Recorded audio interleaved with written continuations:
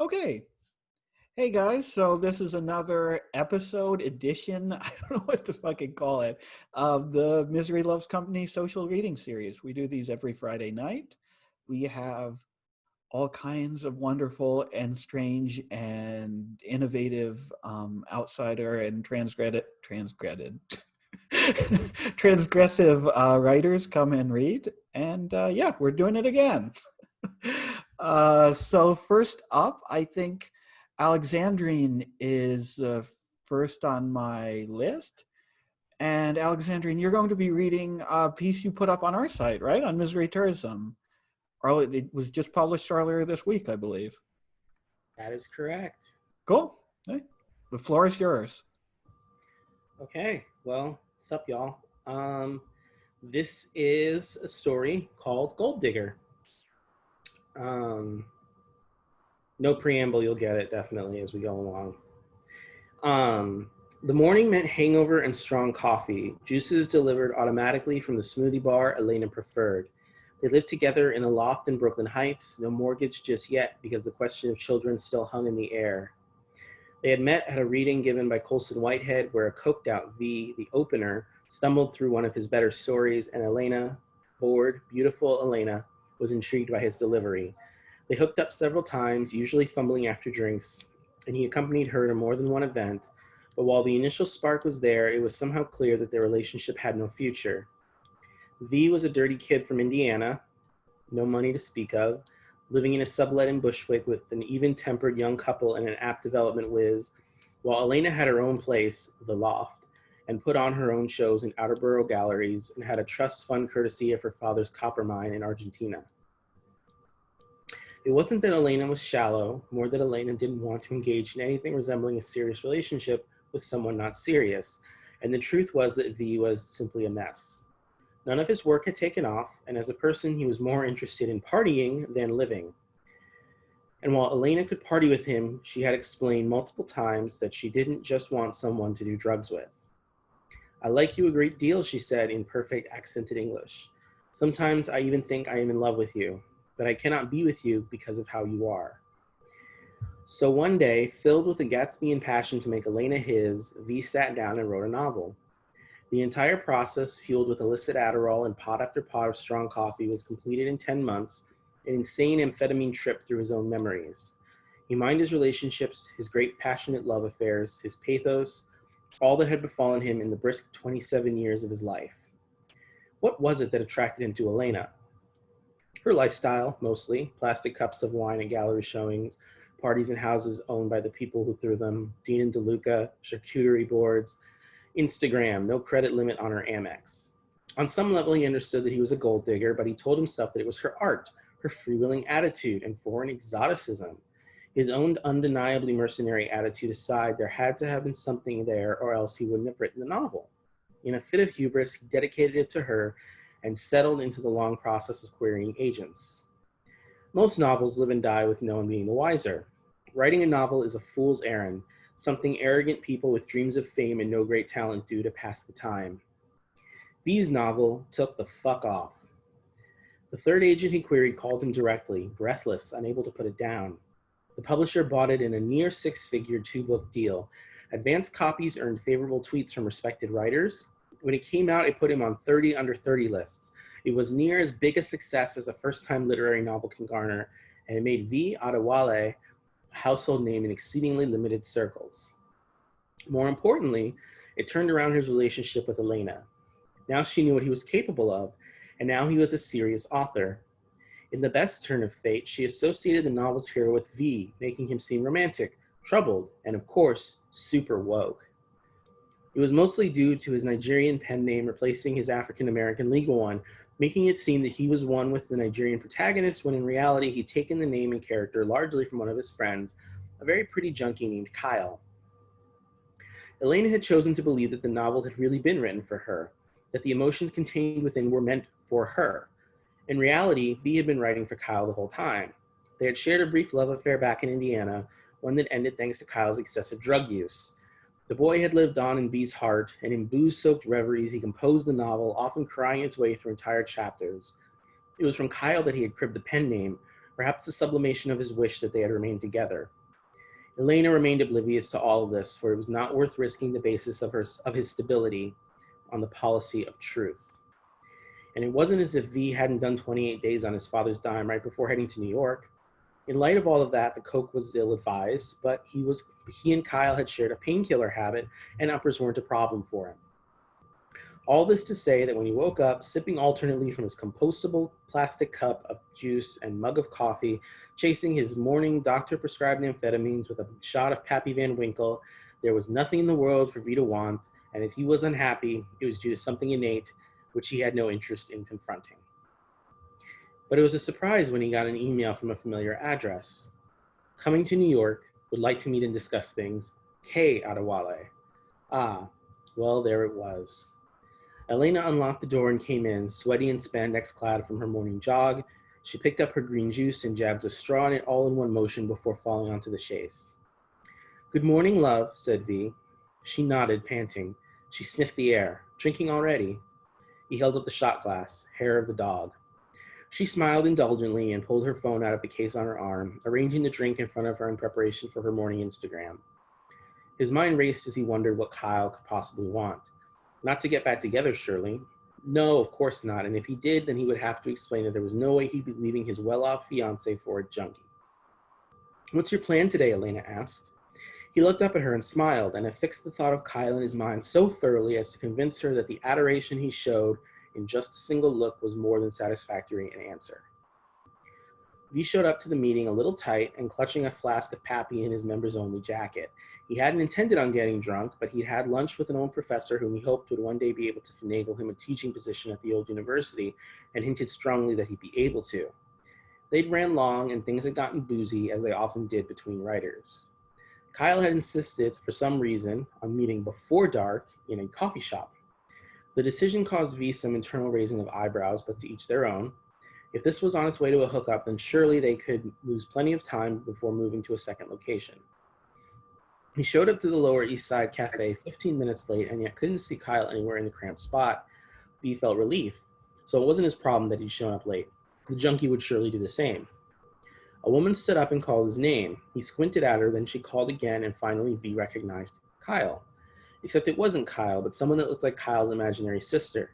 A light-skinned black woman with long, straight black hair streaked through with purple, rounder than Kyle, softer around the edges, and wearing a black poncho and leggings and lots of fake costume jewelry, but with undeniably the same facial structure. Also tits. V swayed up to the woman. Kyle, is that you? The woman flinched. It's just Kay now. Against his own consciousness, V pulled Kay into a hug, which she reciprocated stiffly. They sat down at the tiny rickety table. So how are things? V asked. What are you doing in the city?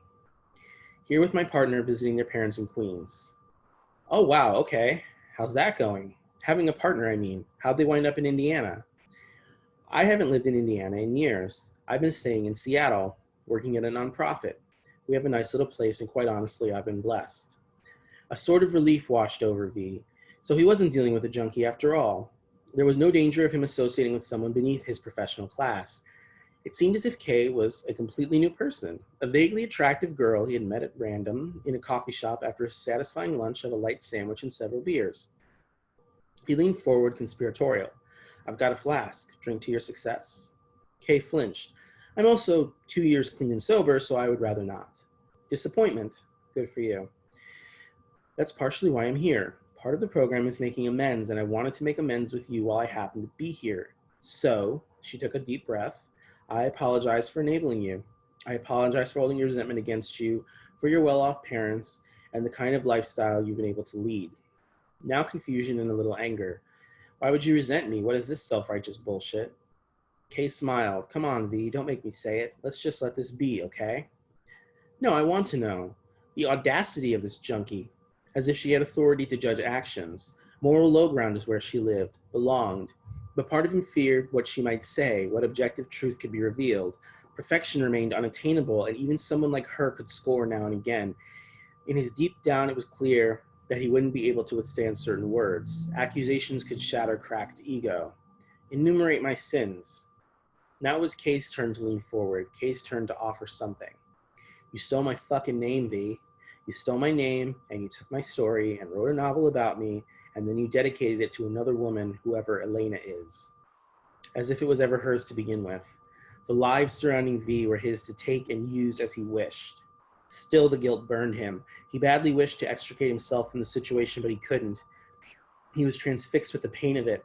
There would be no relief, no catharsis. He wanted it to hurt, but to no end. Just as he had dealt with watching himself become this thing, this meat, so too would he watch her eviscerate it with the same dispassionate glare. It didn't matter. He had become what he was meant to be, what his father had wanted him to be, cut above, a transcendent figure on a small scale. V chuckled. So just to be clear, this isn't a hookup. Are you drunk? I literally just told you I have a partner. We're monogamous. We're happy. We have a cat and a dog and a turtle. He took a swig from the flask. I'm allowed to drink. Normal people drink. I'm trying to tell you that I forgive you, and I don't care if you think anything of it or not. You got to dry out in a cushy rehab your father paid for, and I had to dry out in a jail cell in the back room of a Walmart, trying to work my way into something like an ordinary life. It had taken him years to become this. Teenage years spent wasted, early 20s just a haze of booze and pills, and a college degree he retained nothing from. The reclamation was his birthright, returning, even surpassing his upper middle class upbringing in the true American fashion. The guilt, the ever-present guilt, the sense that something was wrong, only redoubled in this woman's presence. It was as if he had been meant to be her, a modest woman living a modest life, and not risen to the heights he deserved. It only increased his frustration to simply be in her presence. Okay, definitely not a hookup. You're so immature. For a brief moment, he considered killing her. How easy it would be to tackle her to the ground and wrap his hands around her neck. No one in the coffee shop would care. Trans women were murdered all the time, and everyone assumed it was their fault somehow. This would be no different. I love you. You realize that, right? You're the only person I've ever loved. At this point, the woman was crying. I don't want anything to do with you. He was going to tell Elena when he got home. He was going to admit who he really loved and set her free of him. He went to the treehouse and indulged himself right through happy hour and scored a little subpar Coke from the bartender, of which he took a few healthy bumps to get his courage up. She was still awake when he got home, watching some art film made up of white gays streaked with paint screaming nonsense at each other. What's this? He asked. IB Area. It's really good. I watch it once a year. Baby? She turned around and looked at him with genuine adoration, even if her attention was distracted. And in his drunken haze, he thought of all the things he would have to give up. Having plenty of groceries in the fridge, easy access to semi-kinky sex, good drugs, fun events, concerts, cab rides, an apartment with an elevator and a balcony, some approximation of human warmth and comfort, and all the things that were good in the world. Never mind. And that's that. God damn. I love how vicious the satire is, like just so like uncompromising and nasty the satire is in this piece. I know when Rudy and I read it, that was what really, like when we were reviewing the submission, that's what really like got me. It's just so like uncompromisingly sharp, and I love pieces like that.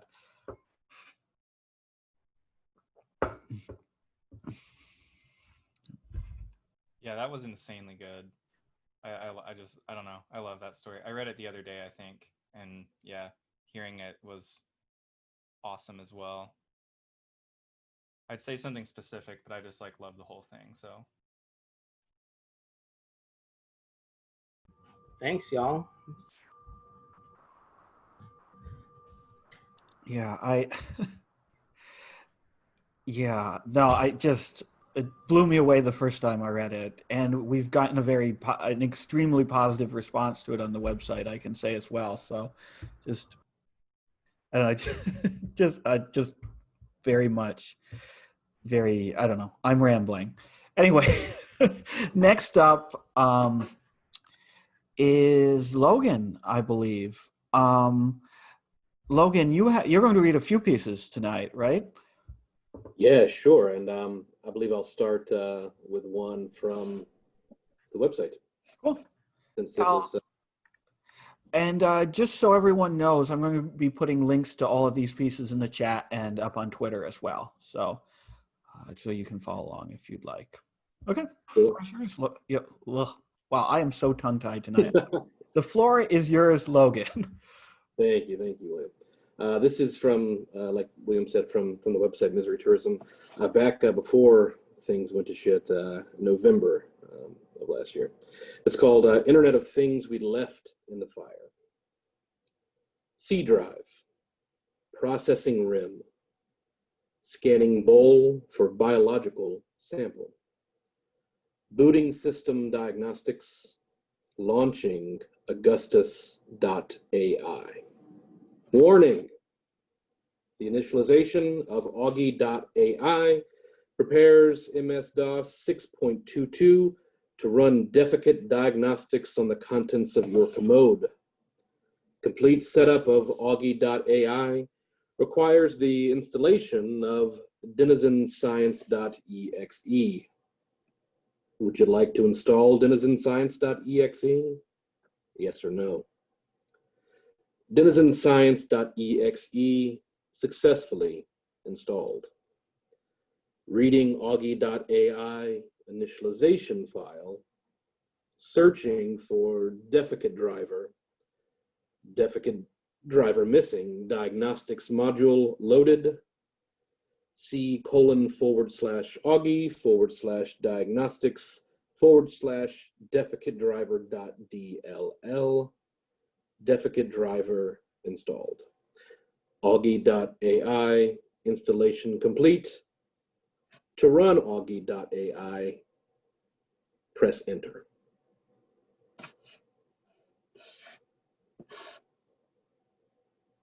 I've got another seemingly code poem, I guess, for lack of a better term, that just came out from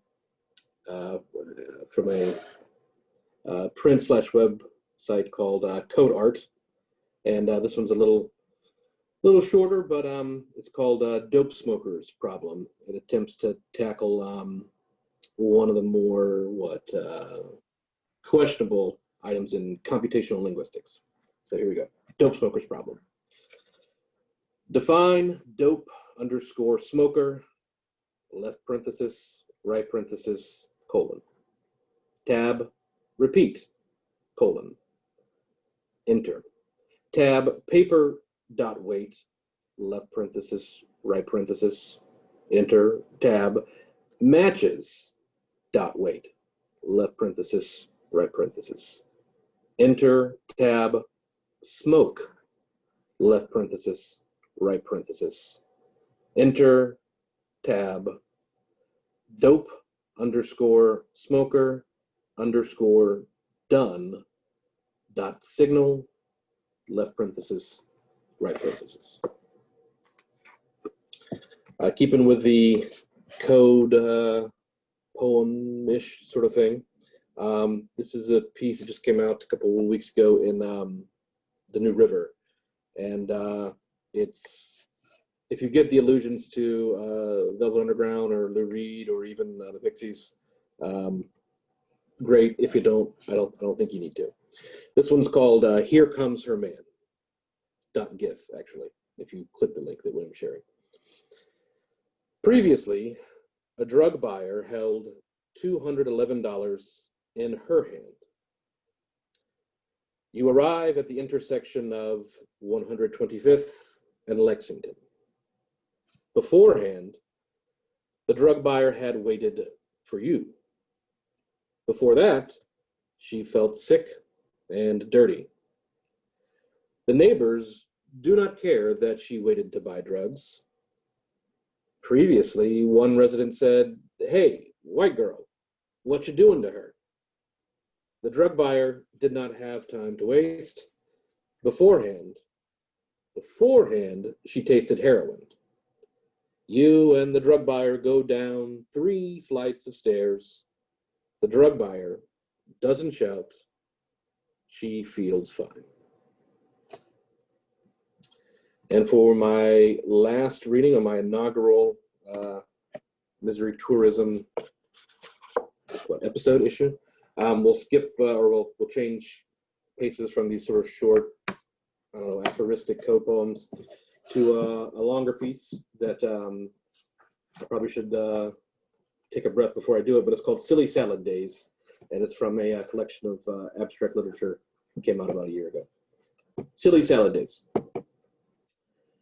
And now, given that the requisite amount of linear and that more quantum strain of time has been assayed so judiciously and subsequently passed semi-permeably beyond the fringes of a quantifiable oblivion, I feel almost metaphysically inclined to prostrate myself before some elder entity, and amidst a whole host of iniquities and other such dubious infractions, confess that I myself have never really ever been, as long as I care to remember at least, all that very taken by this whole thing, whatever it actually is, and not just the name or title we, the smugly semiotic society indeed we are, have so neatly grafted onto it for some larger hyper-clerical purpose of identification, but perhaps more appropriately surreptitiously around-the-clock monitoring prophesied so long ago, back when actors became sages and Coke was king, and poets were but facsimiles of their once sutured selves. Yet strangely enough, despite the fact that I can't help but wonder, not necessarily alone, but certainly as much as I can ethically manage, given the sheer multitude of tasks that lay and have lied before me as soon as she went through it all before he woke up, so as to be happy/safe with him again, I don't know why, being as elephantine as I, or better still, someone other than my present self masquerading, in fact, as his current self, and rather gaudy, might I add,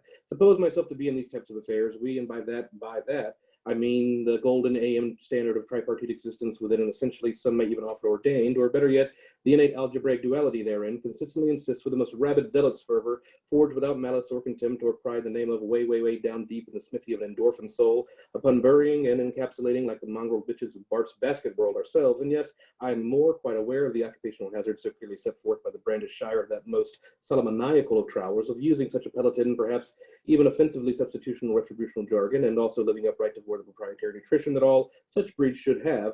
Occasionally, if the essence of harlequin divinity, gubernatorial comedy, and jazz be so satisfied, numb, and also dumb, especially to the self-evident merit of the snack bar beyond our great juggling thromboses, that have now, and just in the nickety stitch of time, become noticeably Arabic and darker than the swoon of copycat sin, but yet swell with all the Coptic grammar of the Southpaw's most parochial of orations, inching its great wormy wave away further north, still on to the cheap Ticonderoga county seats, eventually finding the well-read path of our furtively, there it goes again, heads, respectively, as pertaining to the maintenance of that old-timey skin and bones of a tune, the matter of a judicial you, and an executively brutal I, but for the sake the matter of a judicial you, of those new jack-swung wannabe Burgundian electorates, you and I, to get her as a fulfilled and functioning funicular and fully autonomous city-state of bliss vigor and ducal rigor, where the daytime crap of the Volk singers and the self-righteous slop they have been slinging to the squalor of their brethren no longer holds any certifiable strain of dominion in that place where angels dread fear with the likeness of water, and sometimes you would utter in that acrid contralto cackle of yours that mother always said was so unbecoming of your goitered sex. I remember way back then in histrionics when everything was true, and when we could and we would have such a very good hodgepodge of a time, such a fine time, such a nostalgically ass-fucking happy time, I would respond like the one-eyed flying ovum eater that time in the Vulgate had forced me to become. I remember a time, one time, this time, out of Athenian time, how we'd play, simply waste the whole gay day away, then you'd say nothing lasting forever should come between us two more than disturbed dreamers, when we should just come to pony terms with the unforgettable jostling fact so blatant, so infamous to everyone in the Triborough area, in and around Selma even, that neither you nor I, nor Selson cum Caligula can really stand up for with the other right now that crime and circumstance has taken their souls to us, only because we, as an establishment sanctified by the solemnity of the aforesaid state of inequity, have unreserved our right to be here in everything but the most semantic ubiquity, and before all persons, regardless of whatsoever be the brigadier's charge, but who have nonetheless made a congruent trip, or perhaps more archaically, sojourn during the same time of year after the equinox of the blanket holder, but not before the first of the month that follows in door-to-door succession, starting further east to the Pacific furtively, burrowing back, skip, jump through mid-air Valhalla onto Irvine by ways and means of a salty summer drive, Sam's Valley, stopping for not more than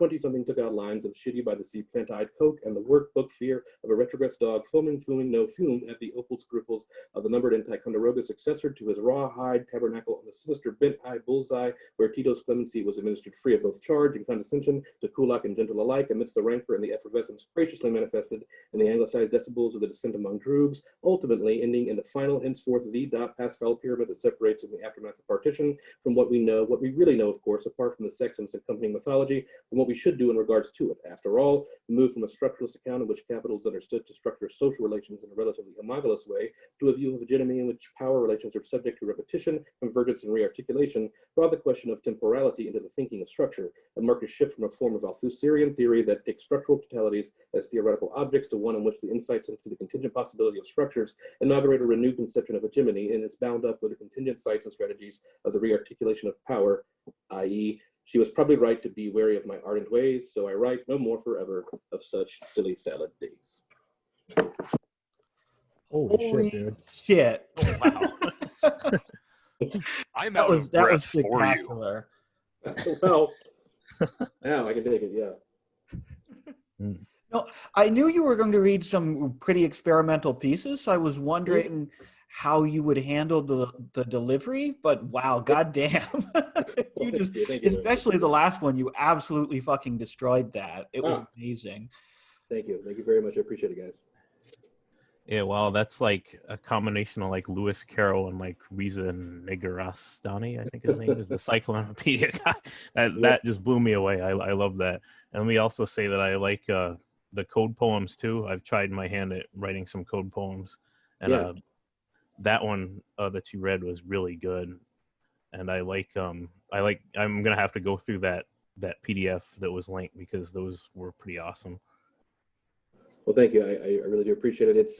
It's challenging and it's interesting, and it's the fun, I guess, is trying to make something meaningful out of them, as opposed to above and beyond even the code structure of it. Sometimes it's experimental writing, so sometimes the experiments fail. Other times they're more rewarding. So, yeah. I gotta say the visual element of it on that GIF one, the vision, like I love visual poetry, but Yeah. that combined with the code stuff is really awesome. I was just wondering, like when you write code poetry, do you have any language specifically in mind, or do you just kind of go with like general structural stuff? Or Yeah, that's a good question.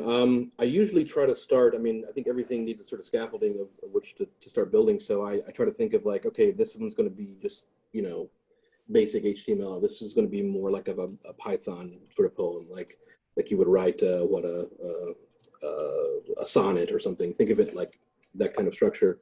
But I don't also, and this has just been something that I've learned just from doing it. I also don't want to be hemmed in by absolute placements of code that actually works. It's great if it actually does work Right. and it's executable, but I think the scaffolding it provides and the way to write around that sometimes is the real challenge. Yeah, that's really impressive though. I really like that. Thank you very much. I appreciate it, guys, and I'm happy to be here. This is my first time, and will be my last, hopefully. I was gonna say I really loved that third one, also the GIF poem one. I don't know if you mentioned that it is like a visual thing for anyone who didn't click on that third link, but I thought just the combination of like mostly very simple, not even sentences, usually like sentence fragments, then getting blown into such extreme like seizure-inducing visuals was really like, I don't know. Yeah, I felt It's a really good way of capturing those moments where it's just doing really banal things to like get whatever is going to work for you, whether that's drugs or whatever other extreme experience or need. Yeah, I'm glad you felt the same sort of phantasmagoric experience sometimes you get from seeing the visual aspect to it. But yeah, there's an inherent visual aspect that's missing from some of the readings, which is why I want to do the last one. That, yeah, these things can exist on a page, or they exist, in the case of Misery Tourism, on a website, and there's a whole temporality that can come from that. Yeah, absolutely. And I I really appreciate the way you play with form. It is just really tremendous. And I know Rudy and I were very impressed by the piece that you submitted to us that we published, as you said, a few months ago, before, as you once again said, I guess appropriately for the piece, before the shit hit the fan, right? Yeah. So I think we're gonna, next up is Hestia. Are you oh no, I think I just saw Hestia drop as I said her name. Are you here, Hestia? Or did you drop? It's funny because I was looking at the user list and okay. That's fine. We can actually, Corey, you would be next in line after that. Are you still with us, Corey? Yep. Can Cool. you guys hear me okay? Yeah, I can hear you fine. Cool. All right. I'm reading something that I put on Neutral Spaces. It's called Dog Piss. I was walking the perimeter of the apartment complex. I'd become anxious suddenly while sitting in my room listening to my downstairs neighbors argue about something. Their voices weren't clear enough. I imagined it to be something unimportant that should just be forgiven immediately, a small transgression. It wasn't worth the time. The anxiety was not related to the argument. It was a sudden realization that I had been living all wrong. Nothing was right. It felt like I had been there before. That exact moment and realization, like a carbon copy memory, already existed in my mind, and only after experiencing it did I realize it.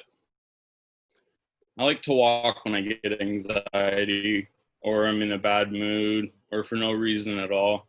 I picked up the habit after reading Thomas Bernard, Robert Wassler, and W.G. Sebald. Spending time in the Cal State East Bay Library also contributed to my interest in walking.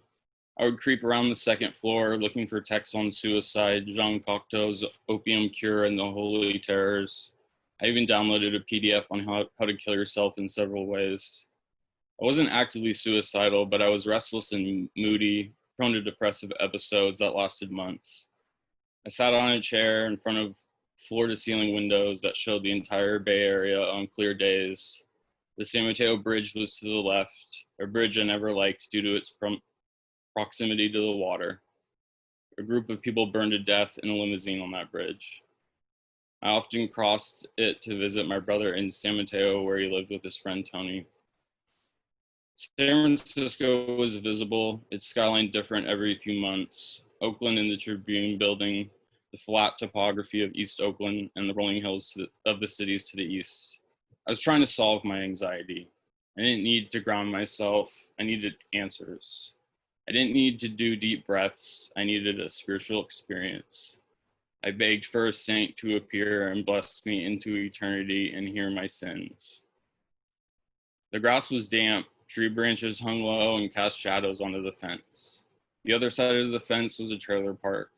When I was working houseless outreach, many of my friends confided in me that there was a drug dealer there, mostly meth and tweaker shit. I stopped to hit my weed pen and looked around at the birds and touched the trees.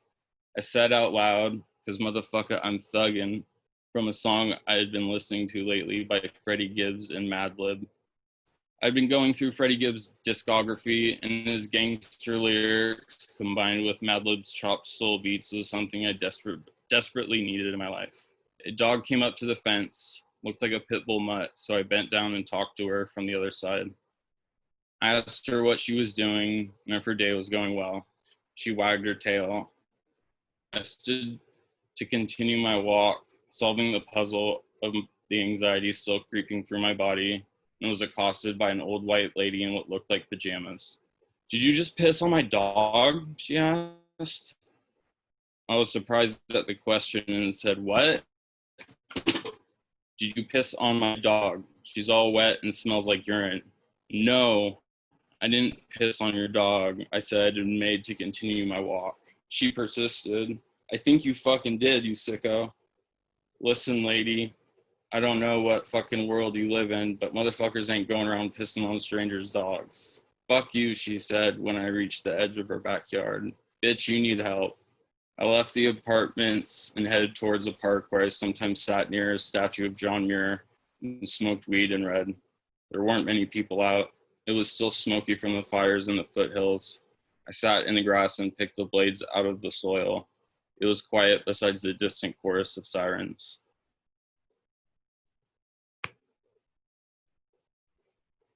The end. That got me. I see a lot of people laughing in the chat too. It's just so like wonderfully true to life, but also like completely absurd. Hell yeah, And thank you. you had a second piece you wanted to read too, I believe, right? No, I was just making sure it was cool that I read that one because I put it out. Okay, cool. Yeah, I'll do it later if there's time or whatever. But You yeah. can feel free to read a second one now because each reader has about 20 minutes or so you still have plenty of time. Okay, let me pull it up real quick.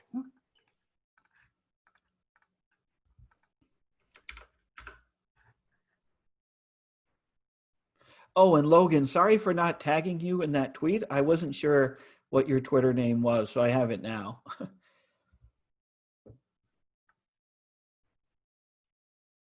All right. So this one is called Dead Moon, California. She wanted to get a Christmas tree and I was dope sick. I texted her from bed that I would meet her at the tree place beneath an overpass and near her gym, so by the time she was done working out, I would be arriving. Me and Liz had been together for nearly 10 years, on and off since high school, and had been living together for a year. I found out quickly that domestic life was not for me. I like to be alone. I took a hit off a roach and went into the bathroom to puke. My body wanted everything out. My guts were empty, and I was dry heaving with my knees on the floor. I opened the small window above the toilet and looked into the empty courtyard. Everything was damp and cracked, peeling paint and ugly wet concrete. The hopelessness of a junkie without their dope began to set in, like living on a dead planet. I looked at my phone and knew I had to leave, so I washed my face and tried to look better than I felt. I've always been trying to look better than I feel. I walked into the living room to get my skateboard, but felt that I wouldn't make it. My legs weren't strong enough. I wasn't sure I could make it on foot. I felt faint and tired. I shook my head and walked out the door. I walked down Foothill to Lakeshore, and despite the weather, there were people at the lake hanging out and smoking weed. My vision got blurry and saliva filled my mouth like I was about to puke. I stopped at a bench and sat with my head in my hands. I watched my hands shake and thought of detoxing in Santa Rita, shivering in a cell. I stood outside the tree place waiting for Liz. I saw her walking across the street. I said hi. She said hi. We kissed and entered. There were rows of trees and makeshift cashier stands and Christmas music and tinsel, and I felt myself ready to throw up again, but I held it down. I started to get sweaty, my palms greasy, my skin began to hurt. I balled my hands into fists to fight through it. We walked through the rows looking for a tree that would fit in our tiny apartment, one that wasn't too small either. I agreed with everything she said. I needed to get home and think of an excuse to leave so I could meet my D-boy. Started with Tylenol 3s and codeine. I got a prescription in middle school because I got these terrible migraines that completely shut me down. I'd lie in my dark room, the fan on full blast, and a frozen bag of vegetables resting on my forehead, and the pain so strong I couldn't leave it alone. I stepped up to Vicodin, Yellow Norcos, Watsons, and ran around a bit on them until I needed more. Got hooked up with powder, perks, and oxy, lean, Xanax, Roxy. Crushing blues with my driver's license before my friend's funeral. Graduated to smack magna cum laude. We got a tree and decorated it, and I kept getting high and finally told her I was using. It was all too much. The lying, the manipulation, and the terrifying ways I was turning into my father. So she left me. I worked the steps in NA and with my psychoanalyst to try and navigate this part of my life, and I still came up short. There was a dead weight of regret in my gut, a painful static in my brain that told me to run away from myself, away from the machine that is the future, an indestructible force that relentlessly takes and takes and takes. The end. I I really love a good depressing Christmas story. You know, anything Hell yeah. that takes all of the like fake like positive emotionality that we're all expected to feel around that time and just strips it bare and just like exposes the like misery and frustration actually below the surface. I just Yeah, really and just enjoy like it. when you feel like shit, being around the Christmas stuff just makes you feel worse Yeah, for some yeah, reason. absolutely. Well, I don't know how many like depressed Christmases I've had, and it's always that feeling. It's like, Jesus, I wish like someone would just like throw out the Christmas tree, please, because it only makes it 100 times worse. For real. I Um, think what hits me super hard about that second one is that the like Christmas setting makes you think that there's going to be like a strand of hope, you know? And it just kind of like fizzles out as you get further in the story. It like hits so hard, especially the ending. Right. Awesome. Thank It's you. like really dark, but it's like awesome. Yeah, as someone whose worst drunks were usually around Christmas, that was definitely pretty pretty close to home. I remember a lot of Jack Daniels and watching my life fall apart. So I feel that. Yeah.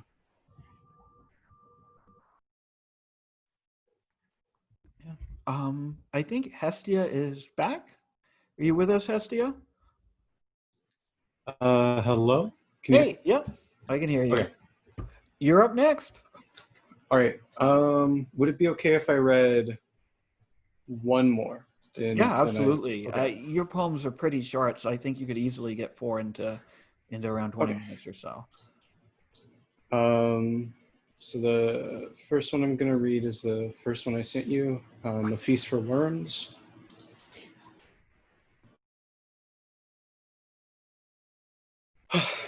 Drifting smoke, fading fire. This is it. Shrapnel embedded within my gut, my blood is slowly leaking out of my internal pipes. It's filling my lungs now. Every breath I take is haggard. Blood erupts forth when I cough.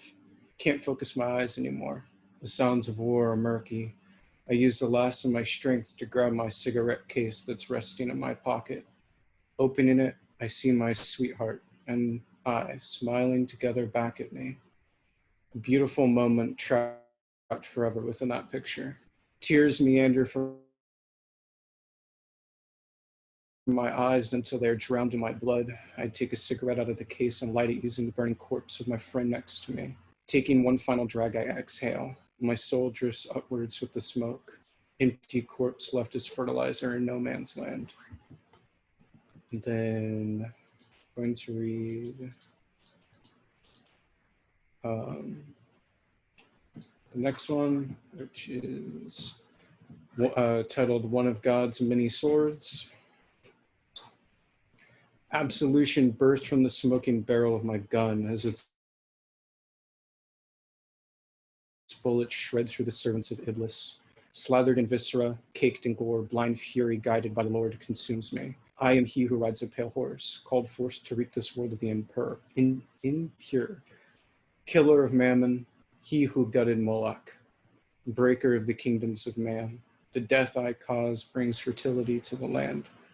So in the seeds from which the kingdom of God on earth shall spring forth from. When the final hour cometh and the Messiah cometh down to destroy Iblis once and for all, I will ride by my master's side.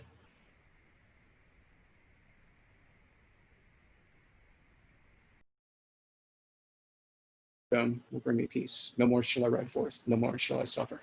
And then the third one is titled,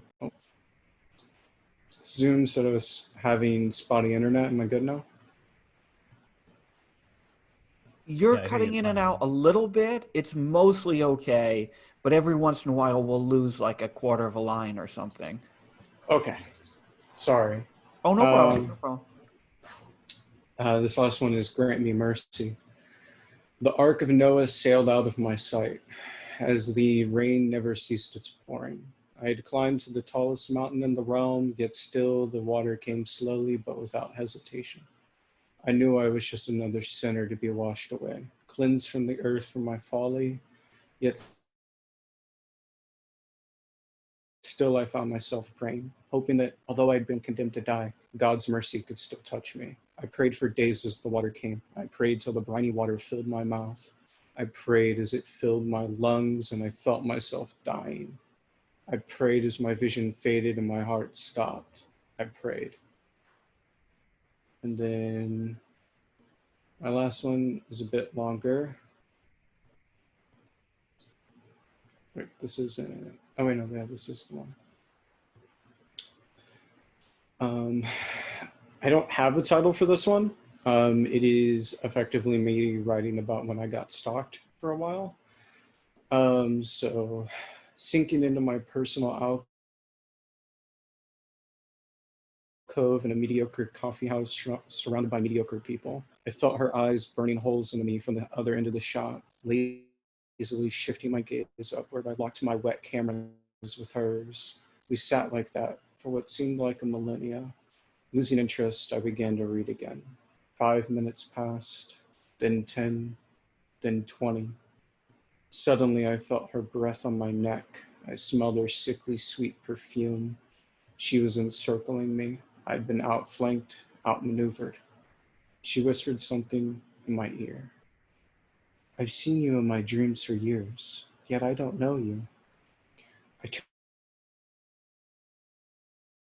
turned sharply to face her, our nose tips touching, eyes mere inches from the others. I said, why should I care? My words shattered her encirclement. She reeled backwards. My words were a wall of buckshot ripping her to shreds. In a daze, she slowly wandered back to her seat in the coffee shop far away from me. Eyes hung low, she pretended to lose herself in her work, reading or whatever. But I knew that when I wasn't looking, she would be. And that's it. Those are the 4 poems. Yeah. As usual, I really, really dig your poetry. I particularly enjoyed the first piece that you read, I think, because I too have a kind of fixation with the First World War. I think that, like, it's really the only war where nobody's allowed to write, like, some kind of, like, populist or, like, feel-good narrative about it. It was just, like, totally the one war where there's this, like, kind of consensus that it shouldn't have happened and just, like, totally strips bare, like, the awfulness of, like, the innate brutal, like, nastiness of war. And I think your poem really captured that, so I appreciated that. So I was actually talking with Elle of Surfaces about like how I aim to depict war and like talk about it. And Elle had previously described it, at least what they called it at the time, what they tried to do is like that abstract distance that we have with war. But I said that I want to crush that abstract distance, like how World War I, the populations of Europe were so entrapped in nationalism and all these ideas of like war being this gallivanting knights, finding holy grails and shit. And then all it was boys as old as 16 being gunned down in dirty trenches in the middle of nowhere, far from their homes, never to be found. Like, right, yeah, just the way the First World War, like, annihilated the mystique of war. And I think you really, you said it more eloquently than I could. You really captured that, definitely.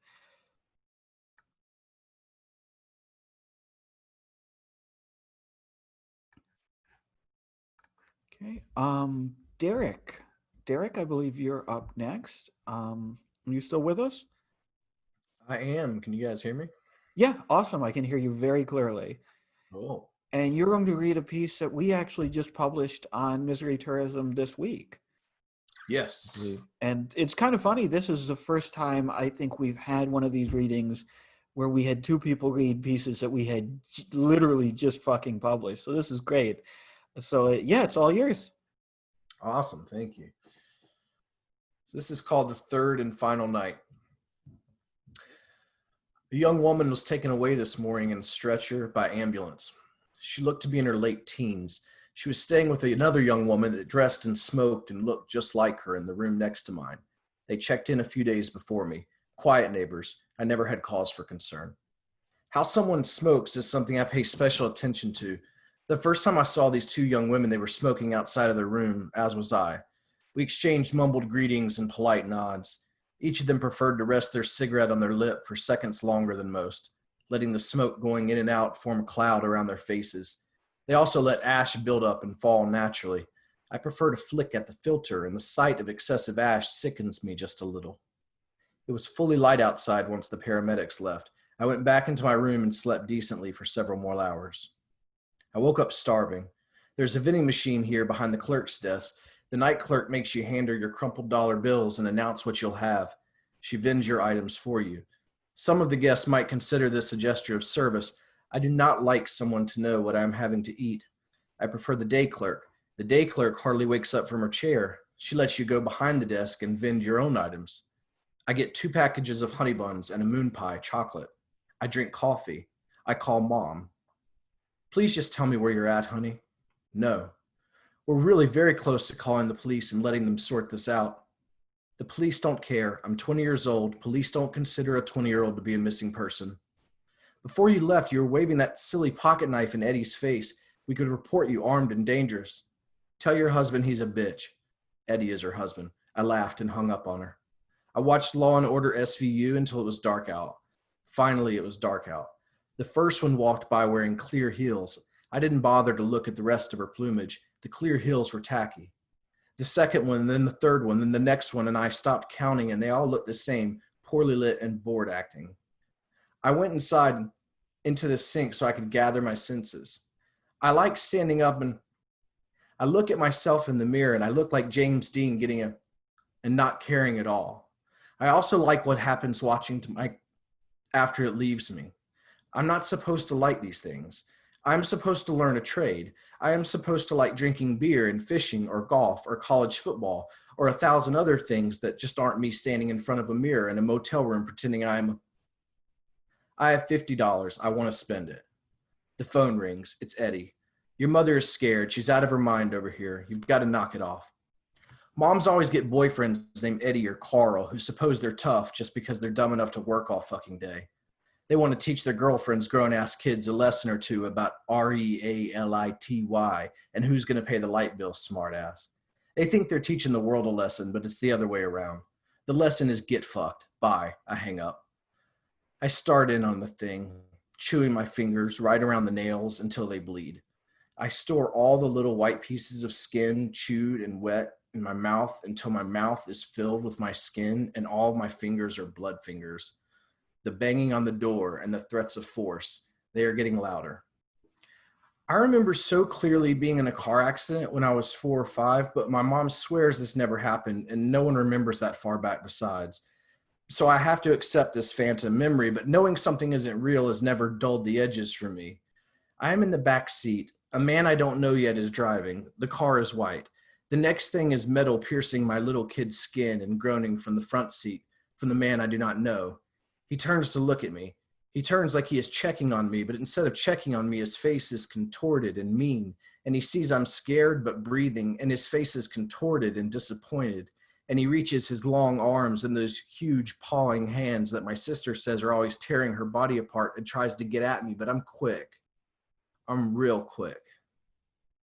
A young man was taken away this evening in a stretcher by ambulance. They are monitoring the situation. You could almost see the bones he bit so much off his fingers. He wishes he wasn't born here, or he wishes he wasn't born to these people, and he wonders if he could roam the town and find new people, his people. He could start with the other motels, then the diners and all-night restaurants, the music clubs. There must still be music clubs. If there's nothing to this town, then he could roam the entire countryside. Surely his people are out there, staying awake at night, emptying themselves out here in America. He would stop biting so hard. He would stop biting altogether. He would stop biting himself if they would just drop him off any place else but here. They won't. He won't.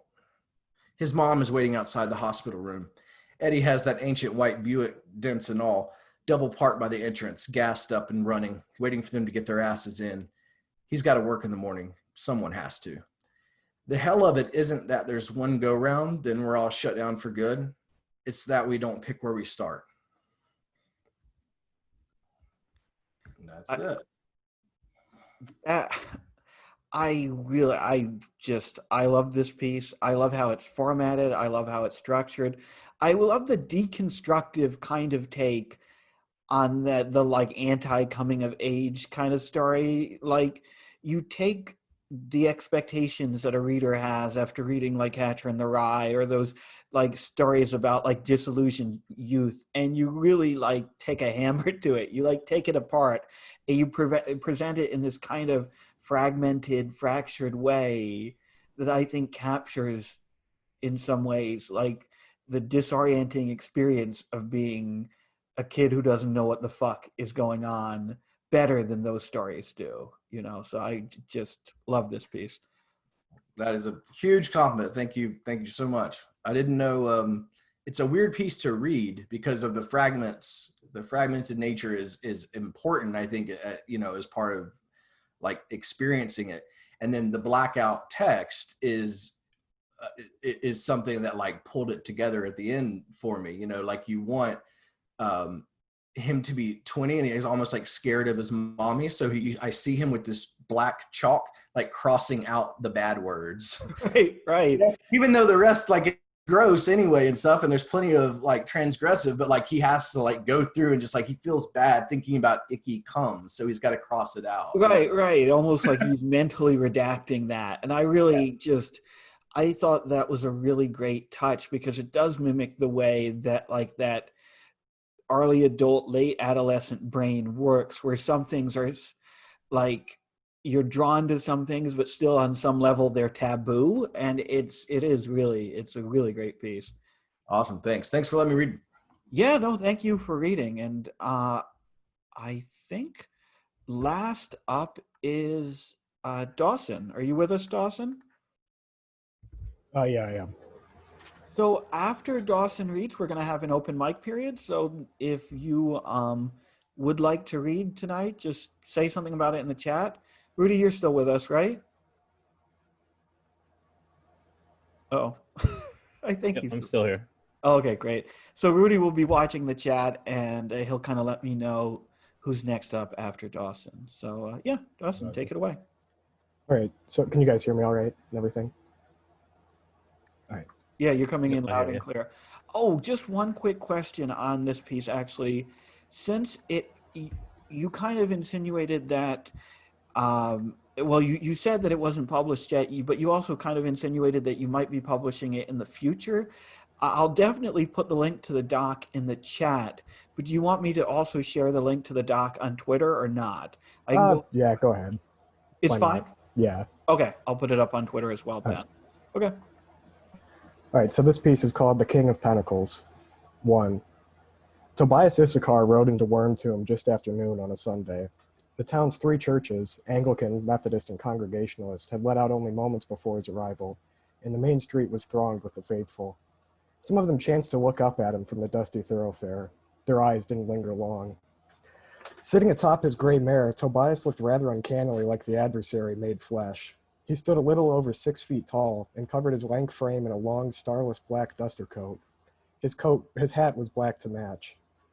His clean-shaven face laid bare a violent physiognomy of angular features knit together from a ruinous fabric of suntanned skin. 2 well-oiled pistols sat heavy on his hips. Tobias paid his observers no mind. He was in Wormtomb on business. The handbill was vague regarding the particulars of his quarry's crimes. Something about the desecration of a church back east somewhere or other. Blasphemer, it called him. Not that it mattered much to Tobias. The terms of payment were clear as a crystal. $200 cash on the delivery of one Manfrey Heron, dead or alive, to any sheriff of the Arizona Territory. Easy money. Or so he had thought. Tobias had been following Manfrey's progress across the territory for the last 5 weeks and had yet to lay eyes on the man. He had taken on an ever more beastly appearance in Tobias's imagination during this time. Manfrey's body sprouted dozens of hairy and insectile legs, his mouth filled up with yellow fangs. By the time Tobias reached Wormtomb, his prey had become something wholly unnatural in his mind's eye, something closer to a solifugid than to a man. But now it seemed as though Manfrey was finally within reach. A whore in the last town had let slip to Tobias that she had been consulting a gypsy fortune teller who had recently set up his wagon. He calls it a Vardo, she told him, out in the desert near Wormtomb. Maybe I'll stop in and have him read my palms when I ride through, Tobias said, pulling up his pants. What's this fortune teller's name, he asked, more out of professional courtesy than any genuine desire to know. Tobias was not a superstitious man by nature. He calls himself the Heron, but I'm sure that ain't really it, she replied. That's the finest thing you've done with your tongue all night, miss, he said, and a day later, Tobias was in Wormtomb. Tobias navigated his horse through the crowd towards the sheriff's office. Reaching his destination, Tobias dismounted and hitched the steed to the post outside. This'll only take a minute, Crumb, he said, scratching the creature's muzzle affectionately. Crumb snorted. His footfalls resounded like thunderclaps as he walked across the edifice's porch to its entrance. Tobias entered and addressed himself to the deputy sitting at a desk in the lobby. I'll be delivering the body of an outlaw by the name of Manfrey Heron here by dawn tomorrow, he declared. I expect my payment in full at that time. The deputy rose from his seat, saying, and just what the hell gives you the authority to come in here and start making demands of us? The deputy was alone in the office. This, Tobias said, and laid the crumpled handbill on the desk. I can't read, the lawman admitted. Then allow me, he smiled coolly. It says the sum of $500 cash shall be paid for the capture or killing of the vile blasphemer and child murderer, Manfred Heron, to whichever man can present satisfactory evidence of said deed to an agent of the law by the government of the United States of America. Tobias's elaboration on the actual content of the contract went unnoticed and unchallenged. Aren't you an agent of the law, Mr. Deputy Crenshaw? And that I am. Then see that the money is here in full when I return tomorrow morning with Mr. Heron's body in tow, Tobias said. He turned and walked out of the building. 2. The landscape on the fringes of Wormtomb does little to prepare the erstwhile traveler for the creosote hell that lies further out into the pan. The scraggly bushes, fed by the town's runoff, obscure the cruel reality of rattlesnakes and sun-dried bones beyond. Far from the eyes of man, this is where Manfred made his camp. It was twilight when Tobias arrived there. Manfred's fire had burned down to its coals and cast the scene in a strange light. A wagon sitting lonely on the plain. 2 horses stood under its yoke, dreaming. The slogan, "Hex work is real work," had been carefully stenciled onto the vehicle's rear bumper in a garishly Germanic font. Manfred, Tobias ventured? Manfred Heron? Something or someone stirred inside the wagon. Tobias's hand went to his revolver on instinct. He'd been caught unawares once before, but never again since. The curtain at the rear of the wagon was withdrawn, and the face of Manfred Heron emerged. Manfred bore little resemblance to the creature that shared his name and dwelt only in the folds and creases of Tobias's mind. He wore a fine purple dress jacket despite the late hour, and a studiously maintained patch of hair grew to a point off the end of his olive-colored chin. On the whole, he looked more like a dandy on desert holiday than an itinerant gypsy mystic, or a solifugid man-spider hybrid, for that matter. That is me, Manfred said, with the precise diction of a man to whom English did not come naturally, but rather as the product of careful study. How may I be of service to you this evening? I was hoping to learn my future, Tobias replied. Then you have come to the right place, my friend. Manfred turned back into his wagon and pulled a small wooden folding table and 2 chairs from the inky darkness within. These he set up beside the embers of his cook fire before returning to his home and producing a lantern and a deck of oversized playing cards. Tobias halfway expected him to produce a crystal ball as well, but was disappointed. Please, have a seat, Manfred said, gesturing to his impromptu parlor. Much obliged. Tobias would have felt some real affection for the man and his manners if it weren't for the price on his head. Manfred took the seat opposite him, saying, Have you had your fortune told to you ever before? I haven't. Then perhaps some explanation is in order, Manfred said. I employ tarot in my work. Tarot?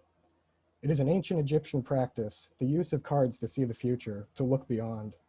Manfred placed the deck on the table and fanned the cards out with a deftness in his hands that Tobias had only seen in gamblers and card sharps. Pick 3. The first symbolizes your past, that which led you to where you are now. The second is your present, the moments that are even now slipping by us. And the third is what you are here for, your future. Tobias pulled 3 of the cards from the fan at random. For whatever reason, he found himself caught up in his own ruse. The ritual of which he was the focus captivated him. Are you sure? Manfred asked. As I can be, I suppose. Good, good. We will begin with the past, Manfred said, flipping the first card. It looked like a joker to Tobias, but Manfred said otherwise.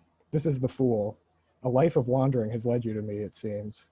Seems so, Tobias said, and indeed it had. Present, Manfred continued, overturning the next card and revealing the image of a skeleton riding atop a pale horse. Death. He paused, frowned. You have come to collect the bounty on my head, have you not? That's correct. And I suppose there's nothing I can do to dissuade you of this. Not unless you've got $200 cash in that wagon, no. I do not. That's a shame. Tobias's pistol appeared in his hand, flashed once, and a third eye opened in the center of the seer's forehead. The bullet bounced around his brain pan for only a moment before coming to a rest just behind his hypothalamus, a clean kill. He rose from his seat opposite the corpse. The final card still lay face down on the table. Curiosity overtook Tobias and he flipped it, revealing the King of Pentacles sitting atop his throne. Without Manfred alive to interpret, the image was meaningless to him. Nonetheless, Tobias took the card and inserted it into his pocket. He wanted to remember this. The bounty hunter then set about completing the more mundane work of his occupation, binding the body that had been Manfred's limbs together for easier transport and laying this bundle across Crumb's back. Crumb had grown accustomed to carrying dead weight over the years. Tobias also liberated Manfrey's two mares, cutting the ties that had bound them to the wagon for God only knows how long. They would have been too much trouble to sell in town anyhow. You two are officially unemployed, Tobias said. His task completed and the burden thus secured, Tobias turned his face again toward Wormtomb and the reward that waited for him there. 3. Tobias deposited the thing that had lately been the blasphemer, Manfrey Heron, on the wooden porch of the sheriff's office with a thud as the first of the cocks began to crow in the east. Mr. Crenshaw, Tobias called. I believe you owe me the sum of $500. The door opened a crack, then all the way. Deputy Crenshaw stepped out. Jesus Christ, he said, looking at the corpse. Get that thing in here and off the street before anybody else sees it. This is a God-fearing town. This body has been delivered into the custody of a member of law enforcement and as such is no longer any of my responsibility or concern. If you want it inside, you can drag it yourself. Now, Tobias said, stepping forward, I intend to collect what's due to me. Deputy Crenshaw, his fear of Tobias being far greater than any concern he might have had for the moral sensibilities of the good people of Wormtomb, retreated 2 steps, stammering out, the money's inside. Very good. Tobias crossed the threshold and was directed to a tall stack of emerald green banknotes. As he stood counting them, Tobias swore that he heard Manfrey's voice whisper in his ear, the King of Pentacles pretends great wealth. The end. That was great. One thing I love about the pieces you published with us and the work of yours I've read is like that you write like pulp genre stuff, but you don't take it too seriously. Yeah. And I think that kind of willing to be kind of loose about it and willing to have fun with it makes these pieces way, way more interesting than a lot of people who are writing this kind of like stone-faced pulp, like intentionally imitating Howard or Lovecraft or whatever. I really like the world building in this piece too. The idea of this, like, it's very clearly and unequivocally the American West, but it's also very clearly and unequivocally like some kind of fantasy universe. And I really think that kind of playing with like our expectations for a piece like this and our expectations, like our pop culture expectations for this kind of work is just a lot of fucking fun. Well, thank you very much. That means a lot. Yeah, I love this shit. I'm very pro any speculative fiction that trickles into these things. So yeah, that was great. I think the character is super strong. I was like, he's definitely like you know, your classic like kind of pulp fantasy bounty hunter character, but I was like never really sure what he was gonna think next, and I thought that, I don't know, just like kind of his internality was really surprising in a cool way. Well, thank you. Did this get picked up somewhere? No, I just wrote it for this, honestly, so. Oh, awesome. You should send it out. It's sick. All right, well, thank you. Yeah, I really like some of the turns of phrase in here. One that I like is a third eye opened in the center of the seer's forehead. That's such a great way to describe that. That was actually that was the line that the entire story grew up around. So. Oh yeah, that's a wonderful line. And I do really appreciate the setting and the like. This is basically, I haven't read The Gunslinger, but this is what I hope and want The Gunslinger to be. It's not. It's not. No. It's awesome. Like I haven't read it, but yeah, you know, this is really great. I love it. Well, thank you.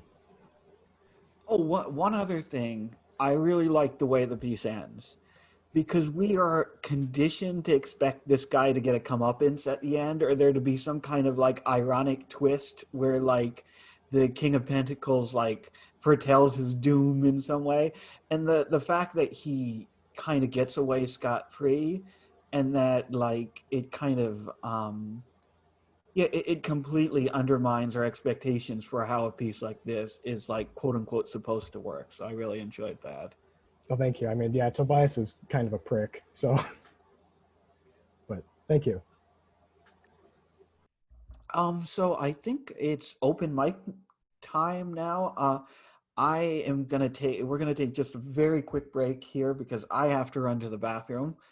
And so we'll probably take 5 minutes here. If you'd like to read during the open mic, just put something in the chat And yeah, in a few minutes we'll start up again. Feel free to talk or whatever. Well, yeah. I mean.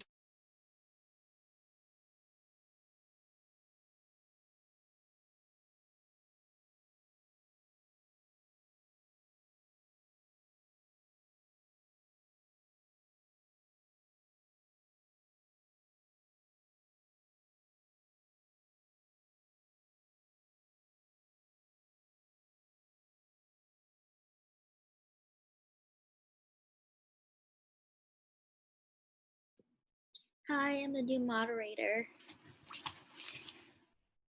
We have A Drizzle who wants to read a poem. So start reading the poem, please. I'm here for this violent overthrow of established power at Misery Tourism. Hold up now. I had to get some water real quick.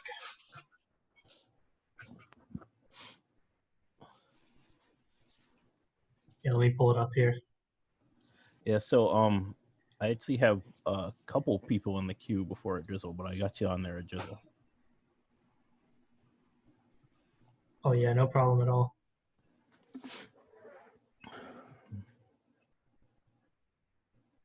Rudy, have you done any more of your like procedurally crowd plotted little fantasy microfics lately?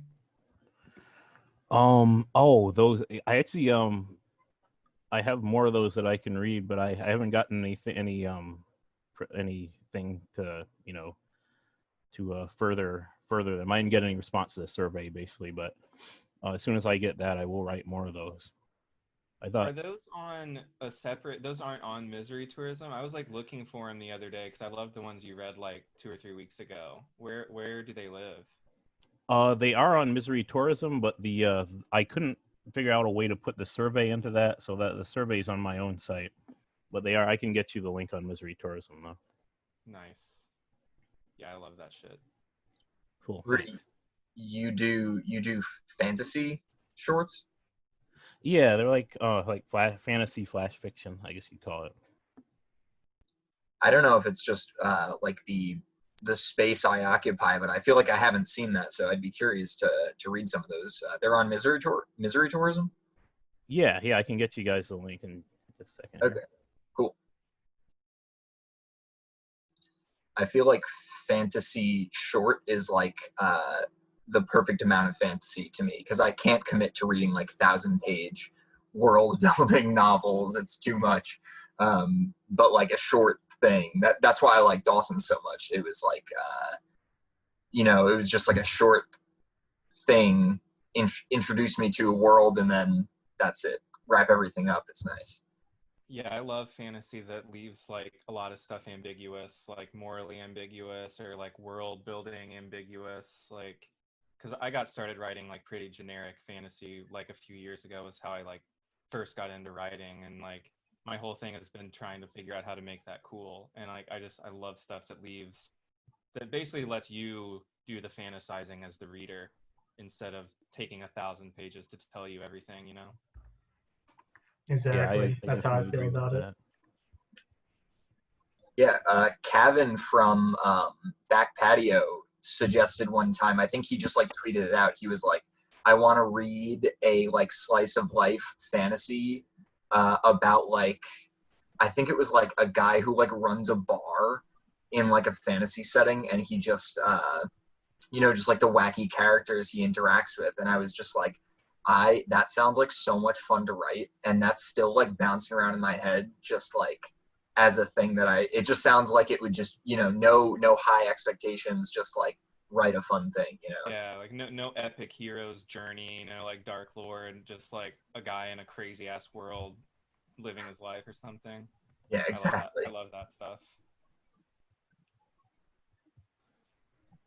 Okay, so is William back or? Yep, I'm back. Okay. Yeah, sorry. In the queue, it looks like first we have Adam Jeffries. Cool. Then we've got B-Boy, then a Drizzle, then Stephanie. That's the order I have right now. So. Awesome. That's great. Okay, so Adam, you're up first. Alrighty. This one's called Drinking and airing. There are lots of ways to get fucked up, but all of them require having a friend, knowing a guy, having an in. I didn't have any friends at the time. So instead, I'd been going to the drugstore and buying 32-ounce bottles of isopropyl alcohol. Walgreens or CVS or Kroger. I rotated stores and made sure the clerk wasn't there every time. The same clerk wasn't there every time. Eventually, I had to start buying cotton balls too, so I didn't raise suspicion. My mom, she's clumsy, always falling and getting scraped up, I told the clerk. You might need some iodine too, the clerk told me. I had iodine already. I tried that. I added it to my isopropyl and made cocktails, but all it did was make the drink pretty, like grenadine. Yeah, I might try that. Thanks, I said. The isopropyl alcohol tastes different depending on where you get it. I got my hand on a bottle from Duane Reade, and I swear I could taste hyacinth. It tasted all purpley and fancy. It's got to be the different kinds of plastic they use to bottle it. Something leaches out from the plastic into the alcohol to give it a different flavor. That's my theory anyway. Jeremy sat shirtless and tacky on the hill looking at what would be his flat, abandoned pasture full of dandelions, wild violets, and dead nettle. Since Jeremy lacked imagination, that's all that he could probably see. He allowed the buzzing cornflies to drink the sweat behind his ears and on his neck. He didn't flinch when the mosquitoes bit and sucked either. He was now part of a symbiosis that took many seasons of staying alone in the cabin to take hold. I had nothing but imagination, so I was scared of what I was looking at. A dirty kid that smelled like nightshade vines and rancid butter, indifferent from being eaten alive by bugs, mesmerized by the expanse of his inheritance, an unmentionable glint in his eye. Dad calls that phase 3, said Jeremy, nudging his nose at the pasture. More houses, I said. Jeremy nodded slowly. That tree line will have to go too. Is that bad? Well, it's mostly tulip poplars over there, so if you like seeing swallowtails, then yeah, it'll be bad. I like birds. A swallowtail is a butterfly. Oh, I like those too. You ever seen one? I don't know, probably. Jeremy stood up and stretched, and the cloud of bugs adapted. I'd have turned this back into a cow pasture. That would blow his damn mind. Jeremy undid his button fly and pointed his penis at the ground between us and pissed a puddle. He stood there, exposed. Wait a minute, said Jeremy, putting a finger in the air, teetering. He got down on his back and leaned on his elbows, distracted by his anticipation for something, with his fly still undone. You know why I like to drink? Asked Jeremy. I know why I do, I said. Yeah, I know why you do too, but I've been thinking about it lately a little more. And I like to drink because then I'm a joke. Everything is a joke around me. Nothing can matter. Nothing has to be picked apart and figured out. But when I'm not drinking, and I'm supposed to be sober, I still can't trust things, you know? Your eyes and ears are always playing tricks on you and you're straight anyway. But if I'm drinking, it's all a trick. I don't have to wonder what's true and whether somebody's pulling a fast one. You know what I mean? Said Jeremy. It's all bullshit. Yeah, I said. A single butterfly glided over Andy's head, landed at the piss puddle, and extended its proboscis and started drinking. That's a great spangled fritillary, said Jeremy. Another moment and another larger butterfly joined the first, sunny yellow and touches of modest blue. And that's a swallowtail, said Jeremy, smiling as the pecker gnats conjured and congregated on his matted pubes. He didn't swat them away. You ever tried hillbilly bubble tea? No, I said. You ever have sun tea? Said Jeremy. Yeah, I said. Well, it's like that, but instead of using tea bags, you fill up a jar with tadpole eggs while they still look like eyes, and you let it sit in the sun for a few weeks, and that's hillbilly bubble tea. It's alcoholic as shit because those eggs ferment real strong. I've got some if you want to try it, said Jeremy. We can try some in a minute, I said. I passed my bottle of isopropyl over to Jeremy, and he took a chug. Fuck. This tastes just like roses, said Jeremy. At that point in time, I was making a friend. That's it. You have no idea how envious I am of that image of the butterflies drinking piss. Like, great, just like just a sublime literary image that I really, really wish I had thought of. Yeah, I went to like a butterfly. I don't know. I guess it was a butterfly hunt, and the guy was like, "Yeah, if you piss, we can. If you piss on the ground here, we could probably get some to show up." I guess butterflies love the minerals in piss, and so if you guys are interested in butterflies and stuff like that, try it out. I haven't tried it yet, but Oh, that's spectacular. You know, Nabokov was like like his passion was butterfly collecting, Yeah. and I really now want to imagine Yeah. Nabokov like this writer of just like the most intricate and elegant prose ever, like trying to find some rare butterfly and just being like, well, what the fuck, you know, and unzipping his fly. You know? Yeah, That's that'd be good. fabulous. Mhm.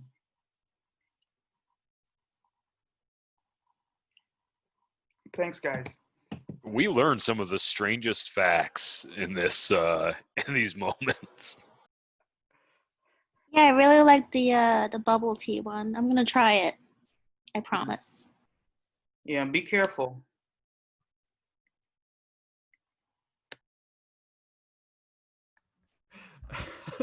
Okay, Brandon is up next, right? That's right. All right, B-boy. Yeah, this is another another little speed writing challenge that I put myself through.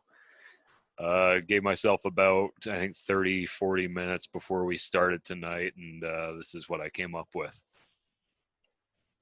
So untitled, don't really have a link for anything, but hopefully you guys will enjoy it. They say the eyes are the window to the soul. This age-honored colloquialism always made sense to me, mind you. Spending a few minutes with someone studying their eyes could tell you a lot about them. For some, you could plainly see their ability to empathize with their neighbors. A softness and warmth that just led to a feeling of comfort. A genuine pool of compassion and kindness. A sense of belonging that could draw you in and make you feel like someone actually gave a damn. It was always curious to me how some could seem so warm-hearted in a world that feels designed to turn those hearts to stone. For others, you could tell with ease that they couldn't be relied on for anything. Shifting gazes that cannot hold yours for more than a few fleeting moments. A true sign of their ability to make or to make a commitment or even simply tell the truth. It was always such a telltale thing when you'd try to lock eyes with someone while asking for an important favor or trying to find out something that really mattered. If they looked away, they were lying one way or another. Others still had the kind of eyes that you could get lost in. The kind that offer more questions than answers, the sort with hidden depths that couldn't be so easily drawn out in a single conversation. These were always the addictive type for me. Questions need answers, after all, and if you can't find them quickly, then that's all the more reason to keep going back for more, right? But these are strange times, aren't they? I don't remember the last time that I looked upon another human face in full for more than a moment at a great distance. For so long, we could rely on the eyes to tell us what the rest of the face did not, picking up the slack and providing a few gentle clues. Up close, all we're left with is the eyes. Two tiny organs left to carry so much weight and power in every single interaction. How can they do so much heavy lifting? When all we're left with is the eyes, such a strange concept. It's a theory that I had to test in isolation. I suppose the masks we all wear is sufficient as a control group. It's the standard operation after all. But how can we test it even further? I have the data from before the madness began, when eyes were but a portion of what we had to work with in ferreting out what sort of person someone was. I have the data from the present chaos, where we have but the eyes and the voice to provide the information. Yes, what I need now is a control. Fortunately, I've already begun that preparation. The glass vat on the counter has served well in handling the remains of my preparations, but then again, sulfuric acid, hydrogen peroxide, and water should be sufficient to handle most cast-offs. Indeed, the jars on the shelf above are the true yardstick to what information I need to uncover. 12 mason jars filled to the brim with alcohol, dark save for the excess light cast from my screen highlighting the shapes within. Each one holding 2 spheres, pale white with a circle varyingly darker at one objective side and with a tendril of excess bits hanging from the other. What secrets will they tell me about their original source? What will I learn? The procurement was the easy part, and the less said about that, the better. The methodology, that's the trick. The stack of note cards on the counter will assist with that, each one identifying the donors to my research with enough data to let me investigate my own findings. I will simply study the eyes in their raw, uncompromised state, write down my observations, and then begin my research into who they were. I'm sure the results will be fascinating. That's the end.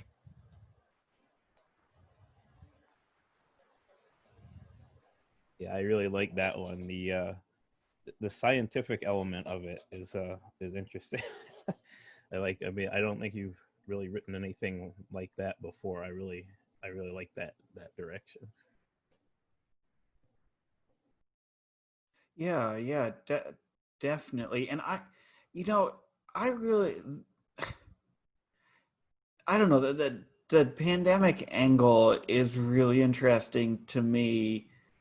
And I don't know, I've been thinking a lot lately about how just, and this is only tangentially related to what you read, but how like less severe my social anxiety is when I go out to the store now, just because like I feel like the mask is concealing something and is protective in some social way, in addition to being like obviously protecting me and others from this from the pandemic. But no, yeah, it was a really, once again, I'm impressed by your ability to write as quickly and coherently as you do. Like I would never be able to do that. It takes me literally hours to write a paragraph sometimes. It's rough.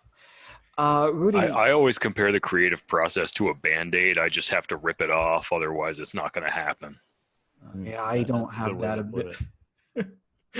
Even with Band-Aids, I'm like, Rudy, is Stephanie up next, or am I skipping someone? A Drizzle is up next. A Drizzle. A Drizzle, are you with us? Sure am. Cool. Take it away. All right. Let's see. I got 2 short poems here for you. Let's see. First one's called "To Earth and Back." Let's see. The garden box is in the shade, and the peppers are scrawny and miserable. My father will eat them anyway, sucking them loudly at dinner, like a spider with a fly. My Ultima's trunk is full and locked. I need to drive into the sun across the hard, gray earth. Let's see what else we got. The ostrich. Let's see.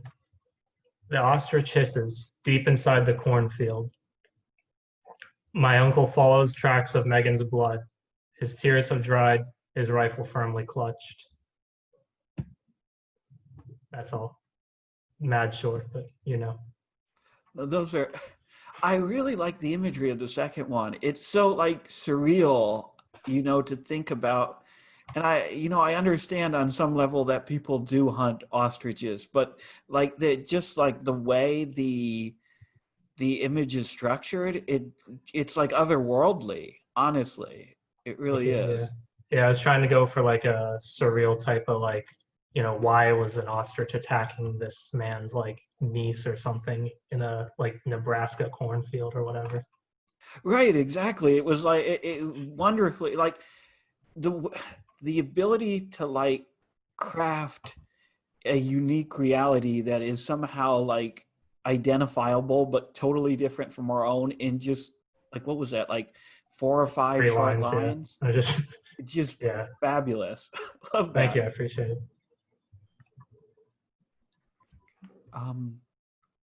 Stephanie's up next, I think. Or do I have the list mixed up? Nope, Stephanie is mixed who up, I have Rudy? next. So. Sorry. I have Stephanie next also. So. Cool. Stephanie, you're still with us, right? Yep, I'm here. Cool. It's all yours. Sure. So this poem is titled The Mara, which is I think like a Slavic demon that sits on people's chests and gives them nightmares. I think actually etymologically that's where the word nightmares comes from. So it's based off of that. Okay. The Mara. 1. When I was a child, I wondered if they'd go, the dreams in the roar, tracing the skeletons of dreams, veins streaming through the faces of leaves. Grow, grow, grow. Now I know. 2. When the child is a child and the body is new, they take it over. They move the arms as if the arms were wings and the creature were a bird and not a child. Personally, I am neither, though my arms still itch to hover, but I keep them down. 3. The mirror is as clear as a glass jar full of tar. I'm horrified at the transformation. Have you seen the paintings of Remedios Varo? How do their subjects stay so calm when their mouths peek into beaks and their limbs smudge into smoke? 4. Now, how am I to tell a bird from a beast, or know which face to wear, waxy or matte, broken or beaked? Take my palm and hold it like a token, how dreams hold children without release through words only, the patient hum of leaves in the dark. That's it. Wow. I really wish I could have had that on the page in front of me while you were reading it, because I know that first of all, it was just wonderfully otherworldly and just beautifully written. But also, I know you do so much with the way that you structure poems, judging by the couple that we've published on Misery Tourism. And I would really have loved it. Do you have a link to that, by the way? No, it's unpublished. I've been sending it out. Great. Well, I hope it finds a home soon, because it was gorgeously written, and I really do want to see it in print, because I know how like the kind of really crazy, wonderful stuff that you do with formatting and with structure. So. Yeah, ditto to the structural stuff. The ones he sent us were just gorgeous as far as the style, and I'd like to see that one in print also. So, and I do like that line about dreams holding children. That was really cool. I like that.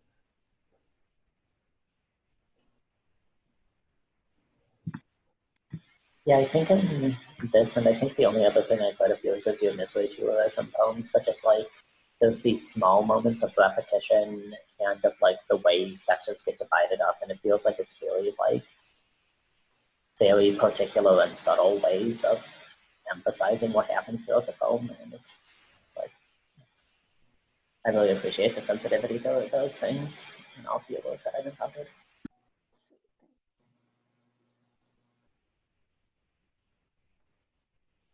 Yeah, absolutely. Rudy, do we have anyone in the queue right now? Queue's empty, but I can read something if nobody else wants to. But please jump in before me if you want to read. Sure. Rudy, what were you thinking of reading? Since people had mentioned it earlier, I guess I'll read some more of the war fragments. Cool, pieces. cool.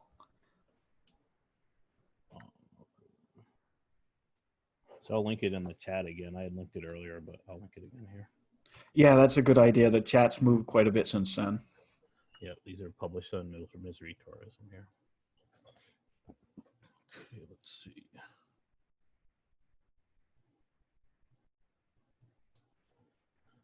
So I'm just going to jump around here. The first one I'm going to read is called X-Roads or Crossroads. Men come before orcs is what the colonel dressed like the biker from Village People says to the orc who must be a general, judging by the strength of his feces smell, unless you tuss niggers want the pleasure of warming up the rebel arty. Third Mass is a salty vet division, no fuckboy shit, and their big reb guns go blam, bang, boom, while ours weep and wilt over like Elmer Fudd's. I don't really want to buy the farm, but Farmer Death is pushing hard to sell. He is a city fag at heart, Gucci penny loafers, shroud from Comme de Garçons, artisan scythe. I can't wait to unload on a fucking hick like me. The colonel wants to buy, but no money. He spent it all gambling. I've saved mine going on 4 tours now. The some orc named Horde is more than ready to is about all the Tusky gets out before our fearless leader tells him, shut the fuck up, and starts motioning our column by. I hear the dealer shout black action as Colonel drops back to the rear and starts punching keys that look like kids' faces on his big odds machine. The next one I'm going to read is called Single Body State. According to government, there's a bunch of little creatures inside me, little me's. They're all me, and the sum of all of them is me. When I was born, I had to get my conformities like everyone else. Conformities are like a cootie shot that stops the creatures who move things through my blood or protect me from outside me's or sew up my ouchies from unionizing.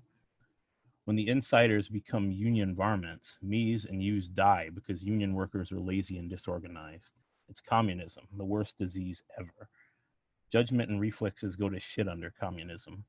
My uncle was patrolling the wastes and got bit by a commie. He bit 3 other people in his unit before they shot him, and then those 3 bit 5 more, which turned into double 10 and triple 10, and on into the night, which was probably not much of a night, but instead daytime with all the flares going up to signal that mommy and daddy were ready for the bomb stork. Then Uncle's friends were dominoes that fell into each other while crash, chrome, whoosh, or noises of air being sucked out of lungs. Anyways, an oligarchy of the little me's in my head controls my body absolutely, and I'm glad. When I think, is it I think or we think? I don't know. But in this foreign land, they marvel when I suppress my period, Berlin uterine wall. And in the sniper perch, I punish enemy domers who reveal themselves through unheld sneezes and tardive dyskinesia. I think I'll read a couple more here.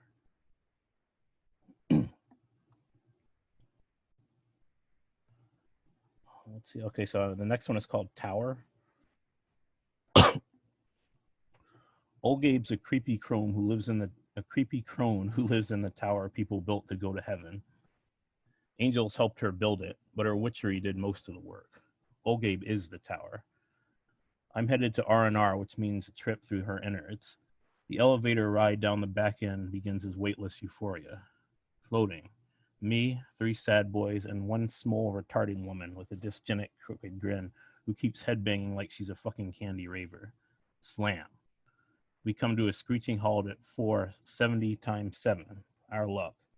Bored sad boys start putting eyeliner on each other. Black stuff from the special rations loot crate. Double take. Party badges. Eyes that say, my dad has a villa. I'm an Abu Hajar. Triple take. Their eyes say nothing besides, and I'm a black rainbow and I'm an ache of God. Too much eyeliner. The retard breaks into song. Every Day by Buddy Holly. Giggling sad boys start applying black glue under her eyes with heavy fists while the LED ceiling light flickers on and off. Each punch lands during periods of brief darkness. I know they connect from her streaks. When the light is on, I make myself blink so that I don't see anything. Sometimes I have to keep my eyes shut for like 3 to 4 seconds to avoid glimpsing the windup because the flickers change frequencies. I'm apologizing to her in Morse code, I assure my imaginary conscience. She starts to stammer out some moron ambience, but eats the so-called words. The boys eat splash blood. Itis conks the others out, but I remain vigilant. Something is banging on the top of the elevator, begging to be let in through the trapdoor. I open it. It's a Carhartt-wearing facsimile of the retarded woman sleeping on the floor. Her utility headlamp blinks out, "Forgive you." Okay, so the next one I'm going to read, or the last one, is Government. Before God faded into nothing, she was on the toilet shitting out a creative Brit. The place where I'm from, the place that bleeds young adult fiction from stigmata wounds that reopen every November, the place where we OCs compete to stand in spotlights like they're bread lines, the place where RNG Jody is fucking the guy I had a baby with, is the turtle head poking out of her asshole. All good fiction needs villains, so Government was created in ages past to oppress everyone. The World Building Committee must have been just sad boys in dirty pajama bottoms with nothing else. That's how someone like Lord Nem, an incel faggot with mommy issues who happens to be an anthropomorphic fox, becomes dictator for life. Heaven's lucky. Dictators are ambitious. Dictators create somethings from nothing, like God. Dictators queer up nature with biotech because of anomalous touching that happened years ago. Genitals in armies swell as a result. The new precocious YA young adult protagonist is a 9-year-old girl delivering a healthy baby to the state.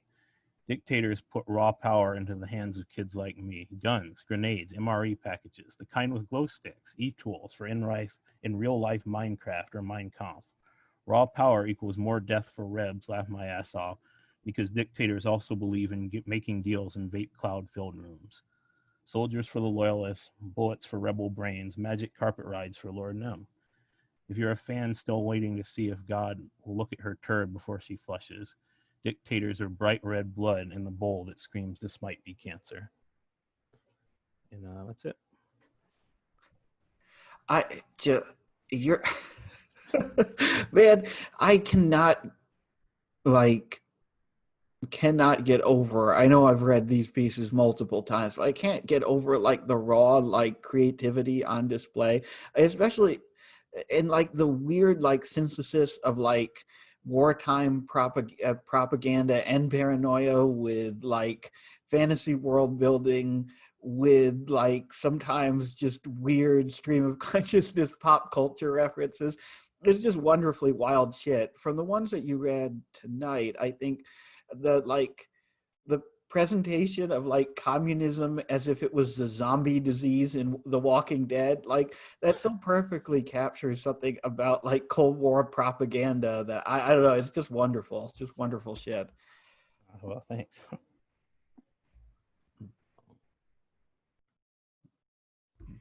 Yeah, I love these. I just love these so much. They're like so hilarious, and oh man, so many great lines, like with just so much packed into each one. I don't know how you do it, Rudy. Well, thanks. I appreciate it. So the queue's empty now. If anyone wants to jump in. Yeah, does anyone else like to read? I could read, I guess. Cool. Who's that? This is Scott. Oh yeah, Scott, take it away. Oh yeah, jump in. Okay, let me just pull it up real quick. I didn't come planning on reading, but since no one else is reading, might as well. This is kind of old, but it still kind of encapsulates a tone that I strive for in a lot of my writing. Okay, here it is. Okay, so this is called A Meaningless Exercise in Self-Discipline. He was eating cloves of garlic next to me on the subway, and he was struggling. It wasn't even peeled, but he was really powering through it. He was not having a good time, and it was pretty brutal to watch. He shook his jug. He had a jug, and some ice chunks rattled around inside. He tried to get some of the ice, first with his fingers, then with his tongue. He shook it really violently. A woman nearby got up to move. I closed my eyes. He was grunting too. His thirst was audible. The ice was not melting, and the shards that he was able to get by rattling the jug were insufficient. He needed real water. I didn't have any water, so I held my eyes shut. He ate another section of garlic. I knew this because he chewed it very loudly and made noises of suffering. It sounded like a really big piece. He was torturing himself in front of me and all these people. The smell was overpowering. The whole train reeked. I didn't think he noticed any of it, but people were getting upset. And I don't know what came over me, but I opened my eyes and I turned my head to him, and he was crying. Or his eyes were watering, and he wasn't sobbing. His eyes were watering, and the tears were running down his cheeks onto his chin, which was steady in a kind of stoic forbearance. His face was expressionless, and now his eyes were closed as he chewed, and the garlic was there in his open hand. And I reached into his hand. I took a clove and crushed it between my molars. He didn't seem to notice. I chewed, and the taste spread all through my mouth and my nose and my throat. And then my eyes were tearing up, so I closed them and continued chewing. It was everywhere, and it was burning. And I couldn't help myself, so I started laughing with my mouth closed. But I had to open my mouth to breathe. You don't understand what it's like to eat a raw clove of garlic. You have to open your mouth. So I opened it and couldn't suppress the laughter anymore.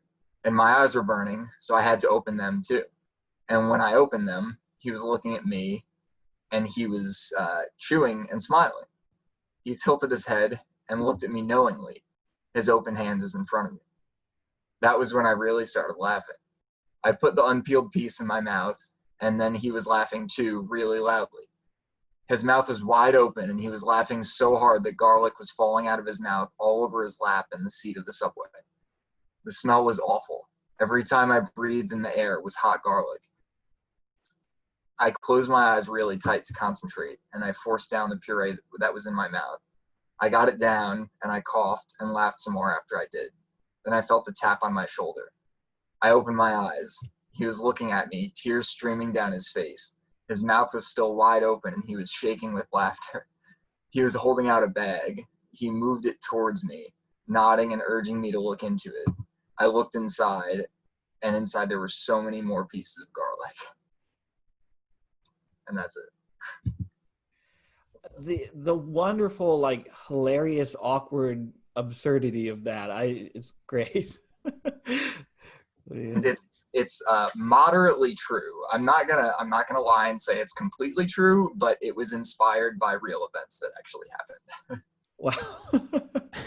I mean, I was gonna say, I'm a hick, so I'm from a tiny town, but the few times I have ridden a subway, that just perfectly encapsulates the experience of being on a subway.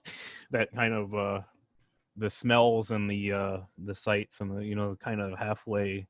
Is he crying, or is he, tears of joy, or is it tears of like sadness or whatever? It's amazing. That was great. And I haven't been on the subway in probably since like April or something. So that's going to change soon, but I guess this got me hyped to, get back on there and get coronavirus. What subway line was that? That was, I think it was when I was going to visit my friend in Astoria, so I think I was on the R. Okay. Or the N or the R. Yeah, but when that happened, so like this is some insider information. That happened, I was with my friend, and he didn't like notice there was a guy actually eating garlic across from me. I didn't actually, I was just like, I have to write something about this. But he was eating this garlic, and he was eating like this kind of like root vegetable thing with it, and he was chewing on them. And he had the jug of ice, and all of that stuff happened. And I was sitting there, and I could not help myself but like laugh. And I was like trying to suppress it, and I was just like, if this guy sees me laughing, he might fucking kill me or something. Like, I don't know what this guy's gonna do. But yeah, it was. That's yeah. like I love the idea that it was easier in America to find a jug of ice than it would be to find some drink, some water. That's just hilarious to me. Of course. Yeah, Scott, I used to live on the Q line, so I'm like very familiar with how weird things get on Yeah. those trains. And that was an empty train. I was like it was like me and my friend and that guy, and that was it. So it was just like heavy like social pressure to like just like, I don't know, interact or something. It was just like, it was us. That was it. Are you the Scott who goes by at Cafe Violenza on Twitter, or are you a different Scott? No, that is me. That is me. Okay, I feel like I see you posting about Bataille sometimes, and that piece really just like felt really in line with the sort of like Bataillean like communication experience that just like breaks through whatever sort of language barrier. And I think in a way that's like really sort of more in line with his project than a lot of the people who like try and make it all about sex or death or whatever, even though that's like important to him, but really like just this very raw material experience of the garlic, like making you not sure if you're laughing or crying and just like overwhelmed by the physicality of this thing and just like happening to share it with someone else. No, I actually never thought of it that way, but because I think I wrote that before I really started reading Bataille, but that's a really interesting point. It's probably why it 'cause now- spoke to you is because you had eaten that garlic on the subway or yourself doing so. No, yeah, I mean, that's probably why I was kind of drawn to him in the first place, because of you know, things like that. Like that's kind of something I try to hone in on when I'm writing, or at least in like short form, like poetic kind of things like that. I think it really suits like a short style like that. So yeah.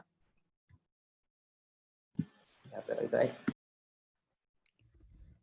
Do we have anyone else who'd like to read? No? Rudy, did anyone else say anything in the chat? Nope, looks like the chat is clear. Are we clear? I might try to get on the main lineup for next time, but I'm horribly unprepared for this time, so.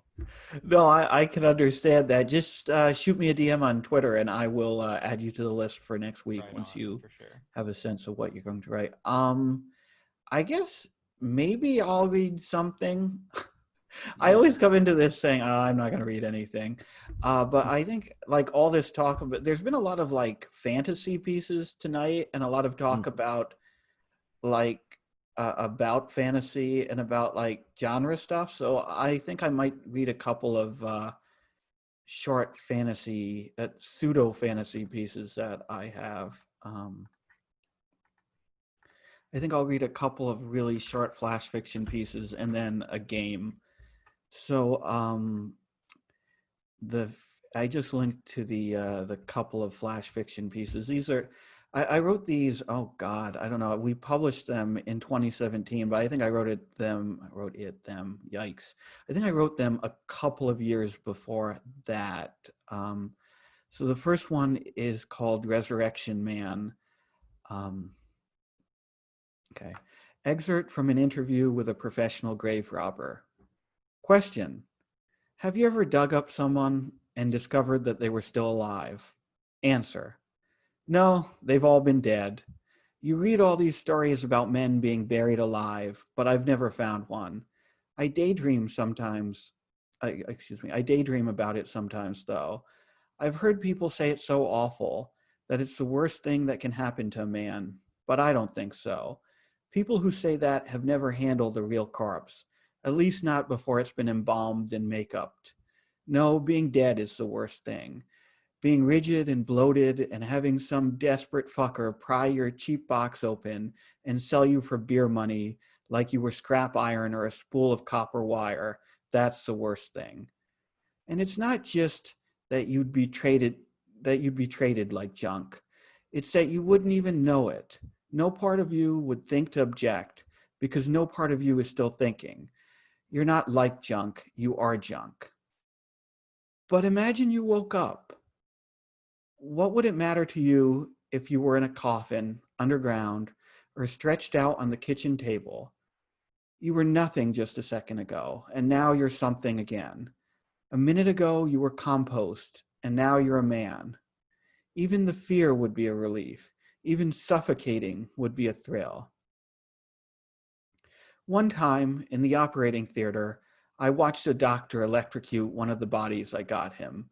The dead man sat up straight and he pissed himself.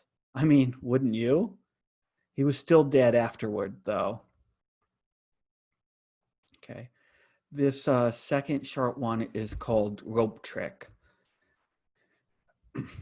A case study originally published in the Journal of the Society for the Study of the Impact of the Magical Sciences on Mental Health, abridged. Distinguished colleagues, I'm writing to share the peculiar case of one of my patients, hereafter referred to only as NW in order to protect his anonymity, which I believe to be of interest to the Society's membership. NW is an unemployed drifter and hobbyist wizard who has suffered from severe depression since at least early adolescence. He is, at the time of writing, in his 36th year and has received only sporadic treatment for his melancholia in the intervening time. In the absence of formal therapy, NW has developed his own pathological means of temporarily relieving the weight of his despair. He has described to me a process in which he enchants a length of rope, placing it under the direct control of his conscious mind. This allows him to manipulate the rope remotely without utilizing his hands or other extremities. NW, who at this point is typically suffering from extreme emotional agitation, then seeks out a sturdy ceiling fixture, such as a support beam or a chandelier, and relocates a bench or chair so that it is immediately below said fixture. While standing on this bench or chair, NW levitates one end of the rope towards the ceiling and uses his telekinetic influence over the rope to wrap it around the fixture's base, while the opposite end of the rope forms a coil around his neck. Both ends of the rope are drawn tight but left unknotted. After this, NW may remain standing on his improvised bench for an extended period, sometimes quietly catatonic, sometimes sobbing or vocalizing to himself, or he may dismount immediately. Regardless of the length of the weight, NW always jumps. As he descends, the rope instinctively leaves enough slack so that the fall does not break his spine, but never so much slack that his feet are allowed to touch the floor. The result, of course, is that NW is left hanging, awake and alive, but suffocating. He continues to hang in this state until he loses consciousness, at which point the spell terminates and the rope, which you recall holds no knots, relaxes and drops the patient. NW usually awakens within 4 to 8 hours and reports catharsis and a marked increase in energy and improvement in mood that generally lasts for several days. All attempts by myself and other clinicians to break NW of this habit have ended without success. Any treatment suggestions you can offer will be graciously received. Respectfully, Dr. C.H. Lewis, Cognitive Ritualist, Institute of Behavioral Shamanism. P.S. When asked how he developed this morbid technique, NW implicated a former friend and fellow sorcerer who reportedly could only achieve sexual arousal through autoerotic asphyxiation. This wizard apparently utilized a similar spell to safeguard himself against some of the obvious pitfalls of his fetish. Okay. Now, finally, I'm going to read a game called Phylactery that I don't know, I wrote a couple of years ago. Oh, no, that I wrote last year. Phylactery. The wizard who raped you is dead. The salacious details of his death, which the interplanar tabloids are circulating throughout the multiverse with perverse intensity, bring you no solace. He was never brought to justice, never forced to face a tribunal of archmages and answer for his crimes, never disgraced and defrocked. His staff, and all the power and prestige it signified, both actual and ceremonial, remained unbroken to the end. But even that isn't the root cause of your sleeplessness. the conjurer of your night sweats, or the summoner of the demon that perches beside your bed and whispers incantations and dirty words to you as you lay paralyzed. No, the thing that fucking gets you is knowing that your rapist will live again. Wizards of great power can transgress even the rules of death, and the bastard was nothing if not transgressive. By binding their souls to an item of intense personal importance, using arcane runes and magic script to bridge the infinite distance between being and not. They can write themselves back into existence, even after their hand falls eternally still. You are sure of this, certain. As long as his phylactery exists, he will return, and he will molest again. Luckily, you were close enough to him to know his habits and to guess his schemes. You know where he's hidden his soul. In the voluminous tomb where he recorded all of his hoodoo knowledge, his book of spells, it must be destroyed. You band together with a party of other victims and set out for his towering sanctuary. The door is locked, but he gave each of you a spare key many years ago before he defiled you, when you were still his wards. You let yourselves in and head directly for the library. Go to the nearest bookshelf and remove a book at random. Be sure you don't know the identity of the book until it's fully in your hand and it's too late to reconsider. Sit in a circle with your fellow survivors and open the book. Flip to any page and read any sentence aloud. Share a story about your time with the wizard inspired by what you just read. Focus on the feeling the words evoke and not on their context within the larger work. If the words make you feel nostalgia, tell a story about how you used to admire the wizard, his charisma and talent, what drove you to dream of becoming his ward, how blessed you felt when he chose you. If they trigger fear, talk about his mercurial temper, his veiled threats and appeals to his power, how he coerced and manipulated you into decades of silence.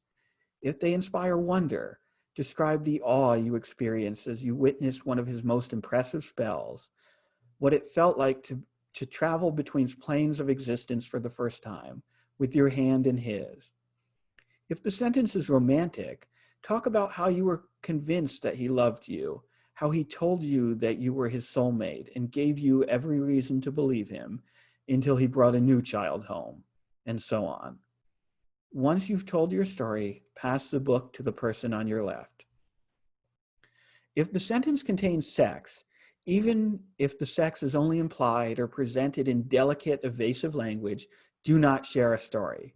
Instead, go to the top of the page where you found the sentence and read the page in its entirety while everyone else listens in silence. When you finish, pass the book to the person on your left without comment. Whenever you or one of the other survivors are handed the book, you must make a choice. You can read another sentence and tell its story, as detailed above, or you can suggest that the book be burned. If you suggest that the book be burned, any survivor can counter by saying, "I'm not ready." If they say this, their wishes must be respected. Open the book, choose a sentence, read, interpret, pass, repeat. Continue in this way until somebody suggests burning the book and no one asks for more time.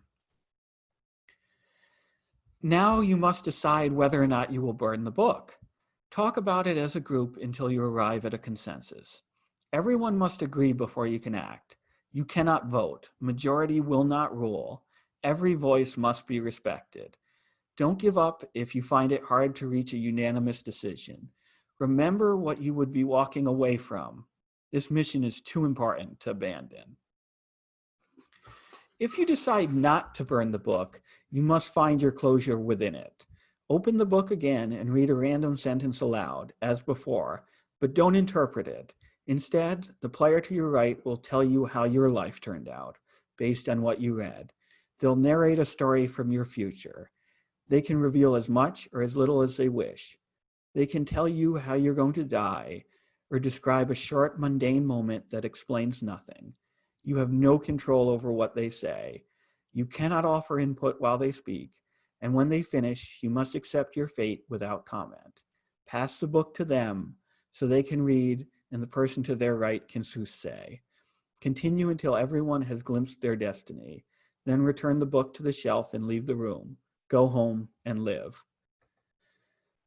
If you decide to burn the book, do it. The method does not matter. Douse it in oil and use a cigarette lighter. Get a book of matches and tear out one page at a time and burn it slow. Preheat the oven to 451 degrees and chuck it inside. Who cares, as long as it's completely destroyed? Even the cover cannot survive. Don't spare the dust jacket if it has one. As the book is consumed, talk about how much better, how much safer the multiverse will be now that the wizard has been destroyed forever. Tell your fellow survivors about your plans for your new unhaunted future. Tell them about your relief, cry, scream, talk over each other. Find catharsis however you can, if you can. Once the book is reduced to ash, the game is over, but your ordeal is not. Set a timer for 1 hour. Return to your spot in the circle, but leave your character behind. Talk about why you decided to annihilate a real book to exorcise the memory of a wizard that doesn't exist. Did you get that wrapped up in the story? Did you let your character's thoughts and feelings cloud your judgment? Maybe you never liked the book anyway. Maybe you had to buy it at an inflated price from the university bookstore for some bullshit prerequisite class that you never wanted to take in the first place. Maybe you were reading it when your girlfriend broke up with you. Maybe it evokes painful childhood memories. Maybe its language or style makes you feel self-conscious or inadequate. Maybe you were happy to see it burn. Or maybe, in the moment, it felt like the story you were telling was more important. Did your narrative eclipse its? Hell, did you think it would be fun to light something on fire? Whatever the reason, you have to talk about it for an hour. Feel free to challenge your fellow players if you feel like their explanation is bullshit. Get as combative as you like. But remember, you agreed to destroy the book too. When the timer goes off, order some takeout, put on a 70s exploitation film, or play some League of Legends together, and don't talk about this stupid fucking game ever again. Regardless of whether or not you burned his book, the wizard is dead, and the wizard survives. And that's it. I'm done.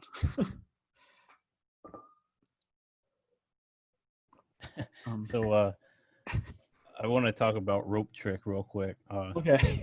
a lot of people or there's a lot of discussion about like the most creative uses of D&D spells, that being one of the ones that usually comes up. And I'd have to say that this is probably the most creative use of Rope Trick. Like using it for suicidal ideation is probably one of the most creative and the probably the best uses I've seen of it. So I just love that story, and I know the character that's written based on, and it really just makes it that much better. I love the idea of that. Yeah, I don't know. That was kind of that was a fun piece to write. You know, I think it's a really honestly, frankly, a really silly kind of piece. It's sort of supposed to be kind of a parody of like bad academic literature, and also I just like it's personal because I kind of like thought about like what kind of shit would I as like a profoundly depressed person do if magic existed in this world. And I think the reality is like it probably wouldn't solve any of my problems. It would just give me a new pathological way to like cope with them. So that's kind of where that came from. Yeah, that's definitely awesome. And I Phylactery I really love because of the way that you know, there's a lot of games that ask you to, well, indie games specifically, that ask you to destroy, you know, part of the artifact of play or destroy like texts or something like that. But this is the only one that I think really captures like, you know, really talks about like the destruction after the fact, like in the kind of debriefing thing that you have at the end of play. That's the only one that really gets at that angle of it. Like, why did you destroy this? You know, why did you choose to basically destroy a piece of art for, you know, for play play purposes? I love that. That's great. Yeah, that one was actually written after I watched the HBO documentary. I think it was called what, Leaving Neverland, rather, about the one about Michael Jackson's victims and how they were kind of dealing with like the legacy of having been like horribly abused by this guy who was kind of at that time sort of universally loved and respected, and who had this like massive legacy. And it made me think about like how do you deal with, and I mean it's a really common like topic of like hand wringing like in some circles of the internet, right? Like how do you deal with the work of an artist who did some terrible shit but also who happens to have brought a lot of maybe joy or wonder into the world through their work?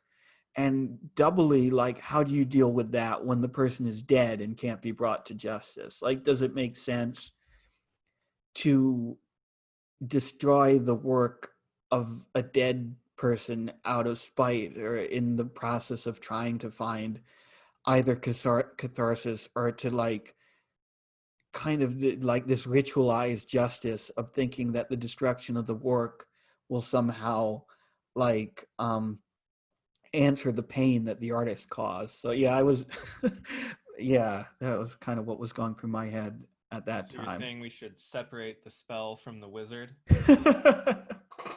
Well, can we? Yeah. So Yeah, I thought the game especially was brilliant, William. I actually haven't read any of your games on Misery Tourism before, and I want to read all of them now. This was awesome. Oh yeah, thanks. I think I've said before that like the site started as a gaming website. Rudy and I made a bunch of like indie tabletop role-playing games, and that was kind of that's the thing that grew into Misery Tourism. So I haven't it's been a little while. Well, it hasn't been that long. I guess I published a game for a plague theme back in May, but I'm not like creating that many games now. Not like for a while that was sort of one of my primary creative outlets, but yeah. Yeah, I love like D&D and stuff. So like the subversive miserable version is really cool to see some of these. Yeah, Rudy and I got our start with D&D too, being being the kind of, I mean, it's probably no surprise to anyone that that's the case. But yeah, and I think like a lot of people who design RPGs point to D&D because it's so like, it's such a weird mix of like awesome creative potential on the one hand and like really poorly conceived rules on the other. And so I think the frustration of that drives a lot of people to create games, and I think a lot of people who create like indie games and narrative games and stuff kind of ran up against some kind of brick wall when like trying to run a D&D campaign or trying to play in a D&D campaign, and we're like, well, these rules don't really facilitate storytelling or don't really facilitate whatever I wanted to get out of this creative experience, Yeah.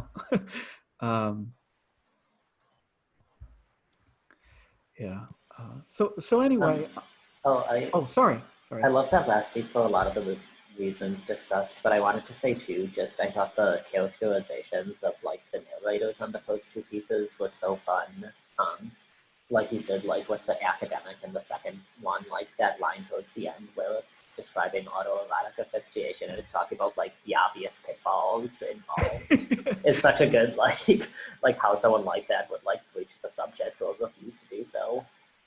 And then the grave digger who's like got these sort of really profound thoughts about like death versus surviving in torture, but also like the way that he's kind of like, yeah, people say that it would be worse to not die, but I thought about it and it's worse to die. It's also just like the way that anyone who's done a job, like a menial job for so long, like sort of has this very matter of fact, like no, you don't want to eat that with this because like whatever. Reminds me of this person who I was like trying to do a Postmates order from at this ramen restaurant, and she like wouldn't let me do the modifications that the customer had asked for because she was like, no, it's not going to taste good if you put the corn in it. Like that doesn't go with the sauce. Like you can do that. And it was like, that's what you know this better than I do, and certainly better than this random customer does.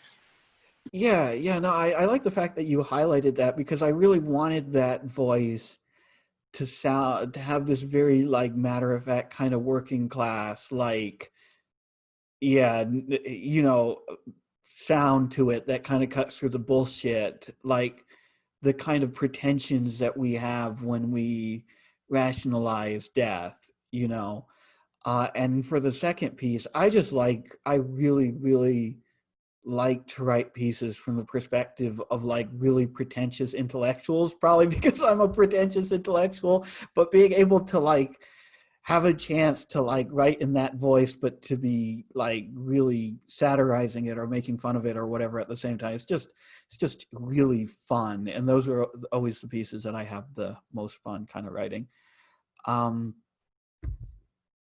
So I think we'll kind of call it a night for the reading portion there, but I'm going to leave the chat or the Zoom meeting open. I'll end the recording now, but I'll leave the Zoom meeting open for a little while if people want to socialize or whatever. But yeah, thank you everyone for coming. Everyone who read, thank you so much for reading. I really appreciate it. We've had so many great authors come and read, and so many wonderfully weird authors, and such a wonderfully just diverse and fascinating range of people read during these things, and I love them. I love it. I love every one of these.